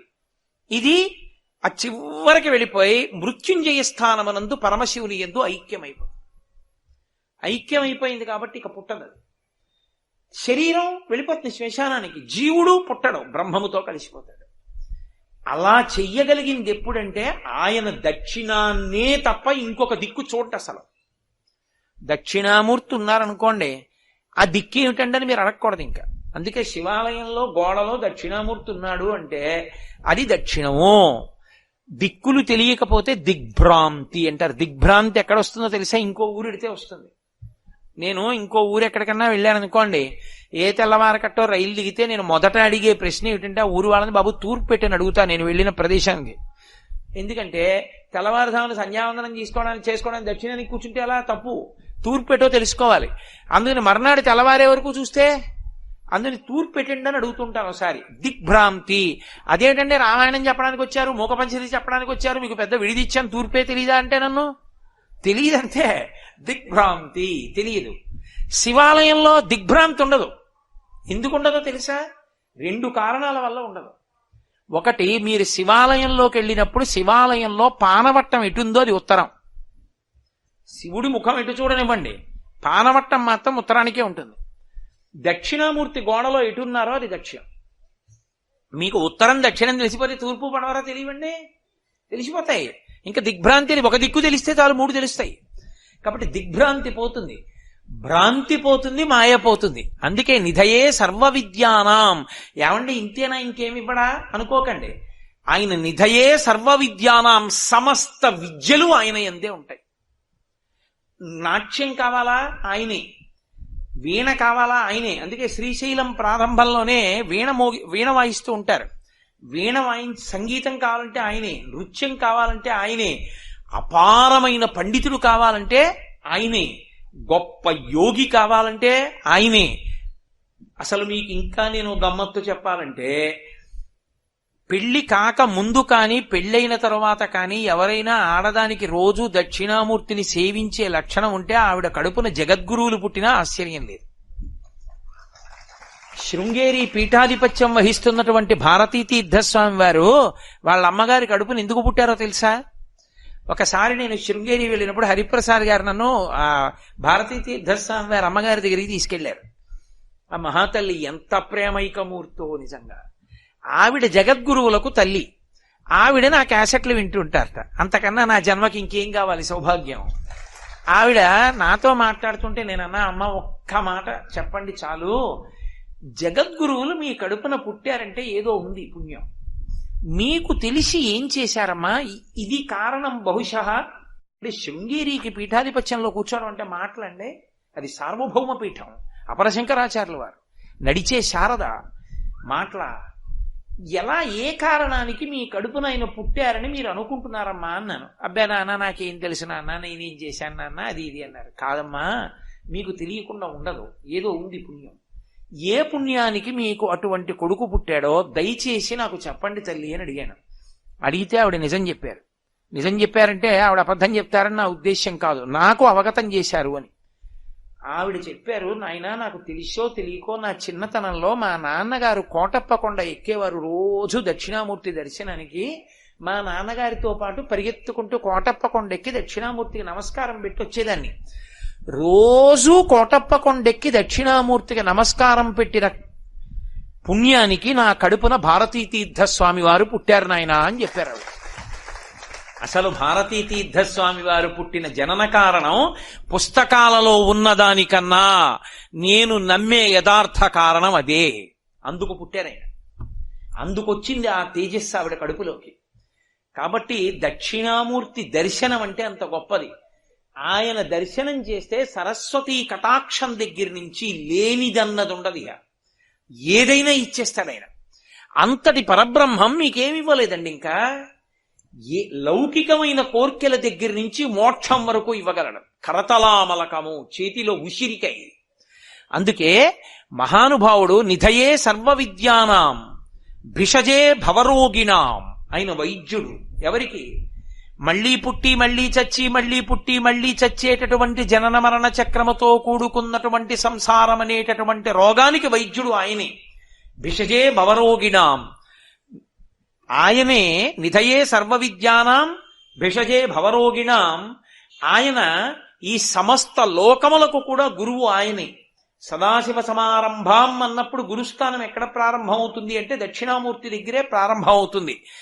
నేను ఇలా కూర్చుంటే వీళ్ళు నా దగ్గరికి రావట్లేదని ఆయనే చెట్టు కింద నుంచి లేచాడు. ఒకప్పుడు లేచి ముక్త్వా మౌనం వట విటపినో మూలతో నిష్పతంతి శంభోర్మూర్తిశ్చరతి భువనే శంకరాచార్య రూప. కలియుగం వచ్చిందిరా, వీళ్ళు నా దగ్గరికి వచ్చి కూర్చోండ్రా అంటే కూర్చోట్లేదు, వీళ్ళను ఉద్ధరించడానికి నేనే బయలుదేరతానన్నాడు కారుణ్యమూర్తి అయి. ఆ వటవృక్షాన్ని వదిలిపెట్టి బయలుదేరి తిరిగిన మూర్తి ఎవరో తెలుసా? ఆయనే శంకరాచార్యులు. వటవృక్షం కింద కూర్చుంటే దక్షిణామూర్తి, ఈ భూమి మీద తిరుగాడితే శంకర భగవత్పాదుడు. అందుకే నమ కపర్దినీచ వ్యుక్త కేశాయ చ. పెద్ద జటాజూటంతో ఉంటే దక్షిణామూర్తి, బోడిగుండుతో ఉంటే శంకరాచార్య వారు. అందుకే వ్యుక్తకేశాయచ అంటే బోడిగుండు, బోడిగుండుతో ఉన్నది శంకర భగవత్పాదులు, పెద్ద జటాజూటంతో ఉన్నవాడు పరమశివుడు. ఇద్దరు ఒకటే. అందుకే రుద్రం అలా మాట్లాడుతుంది. కాబట్టి అటువంటి మహానుభావుడైనటువంటి దక్షిణామూర్తి ఏదైనా ఇవ్వగలరు. దక్షిణామూర్తి దేవాలయంలోకి, ధ్యాన మంటపంలోకి, దక్షిణామూర్తి దేవాలయం కన్నా దక్షిణామూర్తి ధ్యాన మంటపం గొప్పది. అందుకే మనం ధ్యాన మంటపంగా ప్రతిష్ఠ చేస్తున్నాం. ధ్యాన మంటపంలో ఏం చేయాలంటే, మీరు కళ్ళు విప్పి మీకు ఎదురుగుండా కనపడతాడు ఆయన. ఎదురుగుండా కనపడుతుంటాడు కాబట్టి మీరు బాగా కళ్ళు విప్పి ఆసనం వేసుకు కూర్చుని వెన్నుపాన్ నిటారుగా పెట్టి ఒక్కసారి గుండ్రంగా ఆయన చుట్టూ తిరిగారనుకోండి చూపులతోటి. మొట్టమొదట మీరు ప్రారంభం చేసినప్పుడు కుడి పాదం కింద పెట్టి ఎడమ పాదం పైకెత్తి కుడి మోకాలు మీద ఆయన వేసుకుంటే కుడి పాదం స్పష్టంగా కనపడుతుంటే, కుడి పాదం మీద పెట్టుకున్నటువంటి మంజీరం పాదం మీద కనపడుతుంటే, ఆ పాదం దాటి కొంచెం పైకెళ్ళినప్పుడు మోకాలుకి పాదానికి మధ్యలో మళ్ళీ ఒక ఆభరణం ఉండి దానికి ఒక చిరుగంట వేలాడుతుంటే, ఆ కాలి వెనక బలిష్టమైనటువంటి పిక్క కనపడుతుంటే, ఆయన కృష్ణాజినం కట్టుకుంటే మోకాలు కనపడుతుంటే, ఎడమ పాదం అరికాలు కనపడుతూ ఉంటుంది. కుడి పాదానికి అరికాలు కనపడదు, ఎందుకంటే నేల మీద ఉంటుంది. ఎడమ పాదానికి అరికాలు కనపడుతూ ఉంటుంది. మీరు ఎదురుగుండా కూర్చుని ప్రత్యేగాత్మ అంటారు, మీలోంచి మీరు విడడానికి ప్రయత్నం చేసే ముందు ఒక్కసారి ఆ పాదం వంక బాగా చూసి ఆ బొటనవేలు, గోరు, పక్కన 4 వేళ్ళు, వాటి గోళ్ళు, ఆ కింద పెట్టినటువంటి కుడికాలు, ఇప్పుడు దాని మీద అడ్డంగా వేసుకున్నటువంటి వీరాసనంలో ఎడంకాలు, ఆ మోకాలు, ఆయన యొక్క కాలంతా కనపడుతూ పాదం యువతల వైపుకొస్తే అరికాలు కనపడుతుంది. అందుకే మీరు యువతల పక్కకి వెళ్ళి ఆయన పాదం వంక చూస్తే ఆయన అరికాలు కనపడి, అడుగు నుంచి దూదులు చిన్న చిన్న తిట్టులు కట్టినట్టుగా వేళ్ళు ఎంత అందంగా ఎర్రగా ఉంటాయో, బొటన వేలు దగ్గర నుంచి వేళ్ళు పెద్ద దూది ముద్దల, నందివర్ధనం మొగ్గల పెద్ద బొటనవేలు యొక్క అరికాలు, ఆ పక్కన కొంచెం ఆ బొటనవేలు కన్నా పొడవుగా ఉండి ఒక వేలు, దానికి ఉన్నటువంటి ఆ పైన ఉన్న తిత్తి లాంటి ఆ అరికాలి వేలు, ఆ పక్కన ఉన్న మిగిలిన 3 వేళ్ళు, ఆ చిటికిన వేలు, ఆ అరికాల్లో పాదం దగ్గర ఎత్తుగా దిండులో ఉన్నటువంటి పాదం, ఆ పాదం దగ్గరికి వెళ్ళేటప్పటికి వస్తున్న సౌరభం చూసి ఒక్కసారి ఆ పాదం మీద, కుడి పాదం నేల మీద ఉంది కదూ, దాని దగ్గరికి వెళ్ళి మీ తల ఆంచే ముందు 2 చేతులు నేల మీద పెట్టి మీ లలాటం తీసుకెళ్లి ఆయన తల మీద పెట్టి అలా ఉంచితే చల్లగా ఆయన పాదం తగులుతుంటే, ఆ పాదానికి మహర్షులు అలదినటువంటి గంధం మీ నాసాపుటములకు తగులుతుంటే, మీరు ఎదురుగుండా ఇలా తలెత్తి చూస్తే ఇలా చిన్ముద్ర పట్టినటువంటి కుడి చెయ్యి కనపడితే స్వామివారి 3 వేళ్ళు, అందులో గీతలు, అరిచెయ్యి, బొటనవేలు, చూపుడు వేలు ఇలా కలిస్తే ఆయన పెట్టుకున్న ఉంగరాలు, అరిచెయ్యి దగ్గర నుంచి చూసి ఆ మోకాలు, ఆయన వేసుకున్నటువంటి పాదం కనపడితే, ఆ పైకి ఇలా తలెత్తితే ఆయన పై చేతిలో పట్టుకున్న ఢమరుకం, ఆ ఢమరుకాన్ని చుట్టుకుని పైకి లేచినటువంటి పెద్ద సర్పం, అలా ఇంకొంచెం తల పైకెత్తేటప్పటికి ఆ శుక్లపక్ష తదియనాటి చంద్రరేఖ కనపడితే, ఆ పైన పెద్ద జటాజూటం, ఎర్రటి జుట్టు, అరుణ జటేశ్వరుడు అలా తిరిగి మళ్ళీ ఇలా తిప్పుతుంటే కళ్ళు, ముక్కు, చిన్న చిరునవ్వు, కంఠం, 3 గీతలు, విశాలమైన వక్షస్థలం,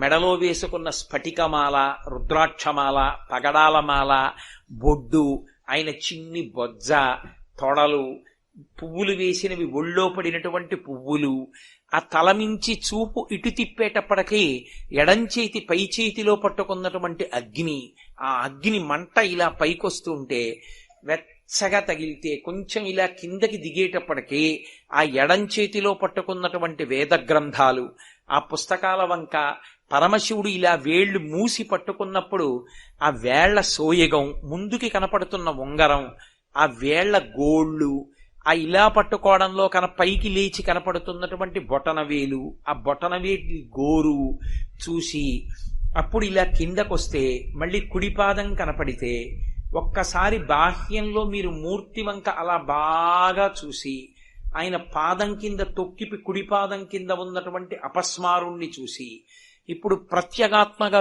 మీరు వేరవుతూ కన్నులు మూసుకుని, ఇప్పుడు నేనేం ఎదురుగుండా దక్షిణామూర్తి విగ్రహం పెట్టుకు చెప్పానా, ప్రత్యేగాత్మగా విడి ఆ ధ్యాన మంటపంలో మీరు కూర్చుని, మీకు అవకాశాన్ని ఇస్తుంది ధ్యాన మంటపం.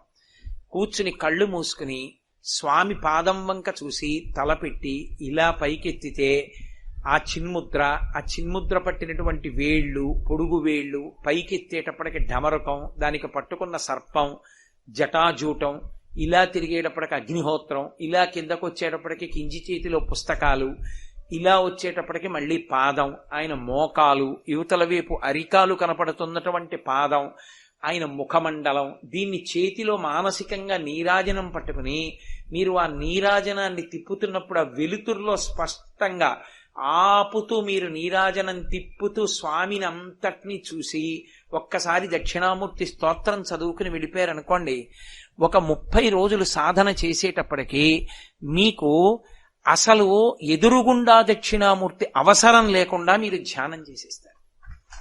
మీ మనసు వెనక్కి వెళ్ళిపోయి దక్షిణామూర్తి యందు నిలబడుతుంది. ఆయన పరమశాంత స్వరూపుడు. మీకు ఏం కావాలో అన్ని విడుదలైపోతాయి. అది మీకు రోజు ఒకలా చేస్తుంటే పరిగెత్తేస్తోంది మనసు అని అనిపించింది అనుకోండి, మార్చేయాలి ధ్యానంలో.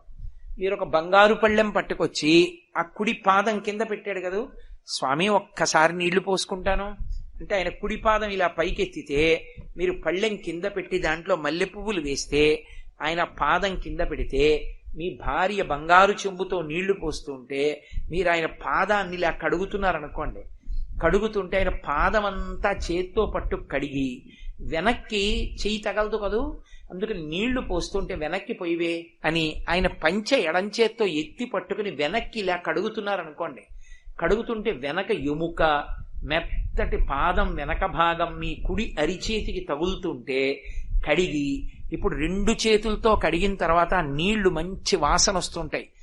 ఉద్ధరిణితో ఆ నీళ్లు తీసుకుని ఇలా కుడి చేతిలో పోసుకుని 3 మాటలు పుచ్చుకుని ఆ చెయ్యి కడుక్కుని పళ్ళెం తీసి పక్కన పెట్టి మళ్ళీ కింద పెట్టిన పాదాన్ని పొడి బట్టతో మెత్తటి బట్టతో తుడిచి భార్యని గంధం ఇమ్మని ఆ గంధపాత్ర తీసుకుని ముద్ద ఇలా తీసి చేతిలో ఇలా అని ఆయన పాదానికి చక్కగా గంధం రాశారనుకోండి, అది ఆరిపోయాక ఇలా పారాణి పెట్టి పైన 2 గీతలు పెట్టి మధ్యలో చుక్క పెట్టి కాసిన మల్లెపూలు ఓం నిధనపతయే నమః ఓం నిధనపతాంతికాయ నమః అని మీరు వేస్తుంటే ఆ మల్లెపువ్వు ఆయన పాదం మీద పడి పల్లం వైపుకు దొల్లిపోతోంది అనుకోండి, 1 2 పూలు నిలబడ్డాయి అనుకోండి, ఒక పువ్వు తీసి కళ్ళకద్దుకుని తలలో పెట్టుకుని వంగి ఆయన పాదానికి నమస్కారం చేశారనుకోండి, రోజు ఒకలా చేస్తే పరిగెడుతోందో అనుకున్న మనస్సుని 2వ రోజు మార్చేశారు. 1 నెల తర్వాత ఇంకో ప్రక్రియలోకి వెళ్ళిపోయారు. ఇలా మీరు ఎన్ని రకాలుగానైనా చేయొచ్చు. ఇందులో బాహ్యంలో ఏమీ లేకుండా చాలా తొందరగా దగ్గర కడతారు. ఎందుకో తెలుసా? శివస్వరూపంలో అపారమైన శక్తి విస్ఫోటనం అలా ఇచ్చేయగలిగింది ఏది అంటే దక్షిణామూర్తి ఒకటే. ఒకవేళ మీరు కళ్ళు మూసుకుని విడలేకపోతున్నానండి, అలా నాకు జ్ఞాపకం రావట్లేదు, ఏవేవో గుర్తొచ్చేస్తున్నాయి అన్నారనుకోండి, కళ్ళు తెరిచే మీరు ఆ పాదం పైకెత్తినట్టు, మీరు పళ్ళెం పెట్టినట్టు, మల్లెపూలలో పాదం పెట్టినట్టు, మీ భార్య పోస్తున్నట్లు, మీరు కడుగుతున్నట్లు ఊహ చేస్తూ ఉంటే మీరు మనసుతో చేస్తున్న రచన మానస పూజ అవుతుంది. మానస పూజ ధ్యానంలోకి తీసుకెళ్తుంది. తర్వాత నేను మీకు ఒక యథార్థం చెప్తున్నాను, నన్ను నమ్మండి. మీరు అలా చేయడం మొదలు పెట్టాలి తప్ప నేను ఇవాళ దక్షిణామూర్తి పాదం మీద చెయ్యి పెట్టి మీకు నిజం చెప్తున్నాను, మీరు కడిగిన నీళ్లు కైలాసంలో పరమశివుడి పాదం తడుపుతాయి. ఒక్కసారి ధ్యానం చాలు జీవితాన్ని గట్టెక్కించేస్తుంది, అంత గొప్పది. ఆ స్తోత్రాన్ని మౌనంగా చక్కగా మీరు లోపల చదువుకోవడం మొదలు పెట్టారనుకోండి, అష్టకం చదవడానికి ఎంతసేపు పడుతుందండి? ఒక్కొక్క శ్లోకం చదవడానికి నిమిషం పట్టినా 8 నిమిషాలు, 5 నిమిషాలు ధ్యానం, 15 నిమిషాలు భగవంతుడి ముందు కూర్చోవడం అలవాటు చేస్తే మీకు నేను ఒక పరమ సత్యం చెప్తున్నా. ఒకసారి ధ్యానం అందులో ఉన్నటువంటి శాంతి రుచి మనసు పట్టేస్తే మీకు తెలియకుండానే మీరు రైల్లో వెడుతూ ఉండండి, మీరు ఎక్కడన్నా కూర్చోండి, మీకు తెలియకుండా మీరు దక్షిణామూర్తిని ధ్యానం చేసేసుకుంటారు. మీకు తెలియకుండా దక్షిణామూర్తి స్తోత్రం చదివేస్తుంటారు. మీకు అంగరక్ష. అది అలా వెనక్కి వెళ్ళిపోతే మీకు ప్రశాంతంగా ఉండడం అలవాటు అయిపోయింది అనుకోండి. ఆఖరికి ఇంజెక్షన్ చేస్తున్నప్పుడు కూడా, నేను ఎందుకు చెప్తున్నానంటే ఇంజెక్షన్ చేస్తున్నప్పుడు అన్న మాట ఎందుకు వాడానంటే, మీకు మనసు ఖేదపడేటటువంటి సమయంలో కూడా అలవాటైపోయి మనసు ఆదేశాన్ని బుచ్చుకుని వెనక్కి వెళ్ళిపోతుంది. వాడు ఇంజెక్షన్ చేస్తాడు, నీకెందుకే, నువ్వు దక్షిణామూర్తిని ధ్యానం చెయ్యి అనగానే విప్ అంటారు, ఆ కొరణ తీగానే వెనక్కి వెడుతుంది. వెళ్ళి చెయ్యి ఆయనకి ఇచ్చేసి దక్షిణామూర్తి పాదం పట్టుకుని ఆయన పాదాన్ని కడుగుతూ ఆ నీళ్లు లోపలికి పుచ్చుకుంటూ ఆ పాదానికి చందనం రాస్తూ మురిసిపోతుంటాడు. ఆయన అయిపోయిందండి దూది పట్టుకోండి అంటాడు. అప్పుడు మళ్ళీ పట్టుకుని ఇలా అంటాడు. నేను ఎందుకు చెప్పానంటే, ఒక సూది పట్టుకుని చేతిలో పొడుస్తున్నప్పుడు కూడా వెళ్ళిపోవడం అలవాటు అయిపోయింది అనుకోండి, ప్రాణోత్క్రమణ సమయంలో బాధ కలుగుతున్నప్పుడు కూడా వెళ్ళిపోవడానికి అది అలవాటు వెళ్ళిపోతుంది. ఏ బాధ ఉండదు. ఎవరో వచ్చి ఎదురుగుండా మాట్లాడుతున్నారు, చిరాగ్గా ఉంది, వినాలని లేదు, ఆయన అదే మాట్లాడుతున్నాడు, వెళ్ళిపోండి అని చెప్పడం కుదరదు. చాలా తేలిక మార్గం ఏమిటో తెలుసా? అంటూ ఉండు, నువ్వు వెళ్ళిపోయి నీలకంఠేశ్వర స్వామి దక్షిణామూర్తి ఆలయంలోకి ప్రవేశించి తదేకంగా దక్షిణామూర్తిని చూసుకుంటూ, ఆయన ముఖమండలాన్ని చూస్తూ, ఆయన చిరునవ్వు వంక చూస్తూ మురిసిపోతూ ఆనందపడిపోతుంది. ఇంకా మీకు సంతోషం కలిగిందనుకోండి, ఒక రోజున ఆయన జుత్తుకి సాంబ్రాణి పొగ ఇయ్యచ్చు. మీరు పళ్ళెల్లో పొగ తెచ్చి ఎర్రగా గంగాజలంతో చంద్రుడిలోంచి కారుతున్న అమృతంతో తడిసి ఉంటుంది కదూ, కాస్త ధూపం వేస్తే ఆయన జుట్టు పెద్ద జుట్టు కదూ, అందులోంచి పొగ తూరి పొగలొస్తూ కనపడుతుంది. ఆ కపర్దీ అని ఆయన జటాజూటం ఎంత విచిత్రంగా ఉంటుందో. అంత పెద్ద కొప్పు, అందులోంచి బాగా జుత్తున్న పిల్లలకి అమ్మ ఇలా పట్టుకుని సాంబ్రాణి మీద పెడితే వాడి బుర్రలోంచి పొగొచ్చినట్టు ఆ పొగొస్తూ ఉంటే, ఆ పొగతో కూడుకున్న జటాజుటాన్ని మీరు మనసులో చూస్తూ పైకి ఎదురుగుండా మాట్లాడుతున్న వాడితో అలాగే అంటే వాడికి కాసేపటికి అర్థం అవుతుంది. ఏదో అని ఏం చేద్దామండి అంటాడు. అలా కాదు, ఏం చేద్దామంటారు? అప్పుడు బయటికి వస్తాడు. ఏమడిగారు మీరు అని అడుగుతాడు. 2-3 మాటలు చూసి పరధ్యానంగా ఉన్నాడు, వింటలేదు, అంత అనురక్తి లేదని, సరే ఇంకో మాట కలుస్తానంటాడు. దరిద్రం వదిలిపోయినట్లతో వెనక్కి వెళ్ళడానికి అలవాటు పడుతుంది మనస్సు. ఇది లేకయే పునర్జన్మ, ఇది లేదు కాబట్టే పునర్జన్మలు. అది అలవాటు పడితే, మీరు నన్ను బాగా గుర్తుపెట్టుకోండి, నేను చెప్పిన మాట పరమ సత్యం చెప్తున్నా. వెనక్కి వెళ్ళడం అలవాటైంది అంటే లేవు ఇహ పునర్జన్మలు. అది ఈ జన్మలో కావచ్చు, 10 కావచ్చు, 5 కావచ్చు, 2 కావచ్చు. దక్షిణామూర్తి ధ్యానం మొదలు పెడితే ఈ జన్మలోనే తరించచ్చు, అథవా వచ్చే జన్మలో మహావిద్వాంసుడు పరమ భక్తి తత్పరుడైనటువంటి గురువు లభించి ఆ గురువు యొక్క అనుగ్రహంతో ప్రారంభం నుంచే సాధన అలవాటైపోయి తరించిపోతాడు. తప్ప కోట్ల జన్మలు హీన జన్మల్లోకి వెళ్ళవలసిన అవసరం ఉండదు. పాపరాశి దగ్ధమైపోతుంది. అంత గొప్ప స్వరూపం. ఆయన ఏమీ చెయ్యక్కర్లేదు, ధ్యానం కూడా అక్కర్లా. ఆయన వంక ఓసారి అలా చూస్తూ కూర్చుంటే చాలు, తరించిపోతారు. అంత గొప్ప స్వరూపం. శాస్త్రంలో ఏం చెప్తారంటే, చాలా చాలా గొప్పగా ధ్యానానికి అనువైనటువంటి ఏకైక స్వరూపము మొట్టమొదటిది దక్షిణామూర్తియే. దాని తర్వాతే ఏదైనా. ఎందుకో తెలుసా? ధ్యానం చేస్తే మీకు జ్ఞానం ఇచ్చే స్వరూపాలు కొన్ని ఉన్నాయి. కృష్ణ భగవానుడు ధ్యానమనందు అనుగ్రహిస్తాడు. కానీ త్రిభంగిగా ఆయన నిలబడితే ఒక్క సన్యాసి మాత్రమే ధ్యానం చేయాలి. అలా ఒక్క కృష్ణుణ్ణే చెయ్యాలనుకోండి, సన్యాసే చెయ్యాలి. ఆవుల మందలతో కూడుకున్న కృష్ణుణ్ణి చెయ్యాలి, అథవా ఒక ఆవు ఆయన అరికాలు నాకుతున్న రూపాన్ని ధ్యానం చేయాలి త్రిభంగిగా ఉన్నప్పుడు. అప్పుడు ఒక్కొక్కడికొక్కొక్క అనుమానం వస్తుంది. ఎప్పుడో ఓసారి కొమ్మిసిరింది ఏదో ఆవు వీడి మీద, అది పొడుస్తుందేమో, అసలు నిలబడదు ధ్యానం. మీకు దక్షిణామూర్తి దగ్గర అలా ఏమీ ఉండదు. అందుకే దక్షిణామూర్తి గొప్పతనం ఏమిటంటే, దాని శక్తి అది కాబట్టి తెలిసి చూసినా తెలియక చూసినా అనుగ్రహించేస్తుంది. మంచి దక్షిణామూర్తి ఇంట్లో ఉందనుకోండి ఎదురుగుండా, పిల్లలు కూడా కొంతకాలం తర్వాత దాన్ని చూస్తారు. నేను వ్యక్తిగత విషయాలు చెప్పడానికి ఇష్టపడినా కానీ మీతో ఒక యథార్థం చెప్తున్నా. అసలు నాకు శంకరాచార్యుల వారి పట్ల భక్తి కలగడానికి కారణం ఏమిటో తెలుసా? నాకెవ్వరూ శంకరాచార్యుల వారిని నువ్వు భక్తితో సేవించు అని చెప్పిన వాళ్ళు ఎవరూ లేరు. నాకు ఎందుకు కలిగింది అంటే, మా పెద్దనాన్నగారి ఇంట్లో శంకరాచార్యుల వారు ఛత్రపతి శివాజీ ఫోటోలు ఉండేవి పెద్దవి. నాకు ఆ మెట్టు దగ్గర కూర్చుంటే మా పెద్దనాన్నగారు అంటే ఎంతో గౌరవం. మహానుభావుడు, మహాశాంతమూర్తి, అంతటి ఉపాసకుడైన ఆయన ఎప్పుడూ ఏదో అనుష్ఠానం ఏవో చదువుకుంటూ తిరుగుతుండేవారు. ఎంత ప్రేమగా పలకరించేవారో. పెద్దనాన్నగారు పలకరిస్తారు పూజామందిరం బయట కూర్చుంటే అని ఆయన అంత ప్రేమతో చూసి పలకరించాలని కూర్చునేవాళ్ళం అక్కడ. పెద్దనాన్నగారు గంట కొడితే పూజ అయిపోయింది. బయటికి వస్తే మళ్ళీ లోపలికి వెళ్ళి ఆయన ద్రాక్ష పళ్ళలో ఏవో పట్టుకొచ్చి మాకు చేతిలో పెట్టేవారు. నాకు ఇప్పటికీ గుర్తు.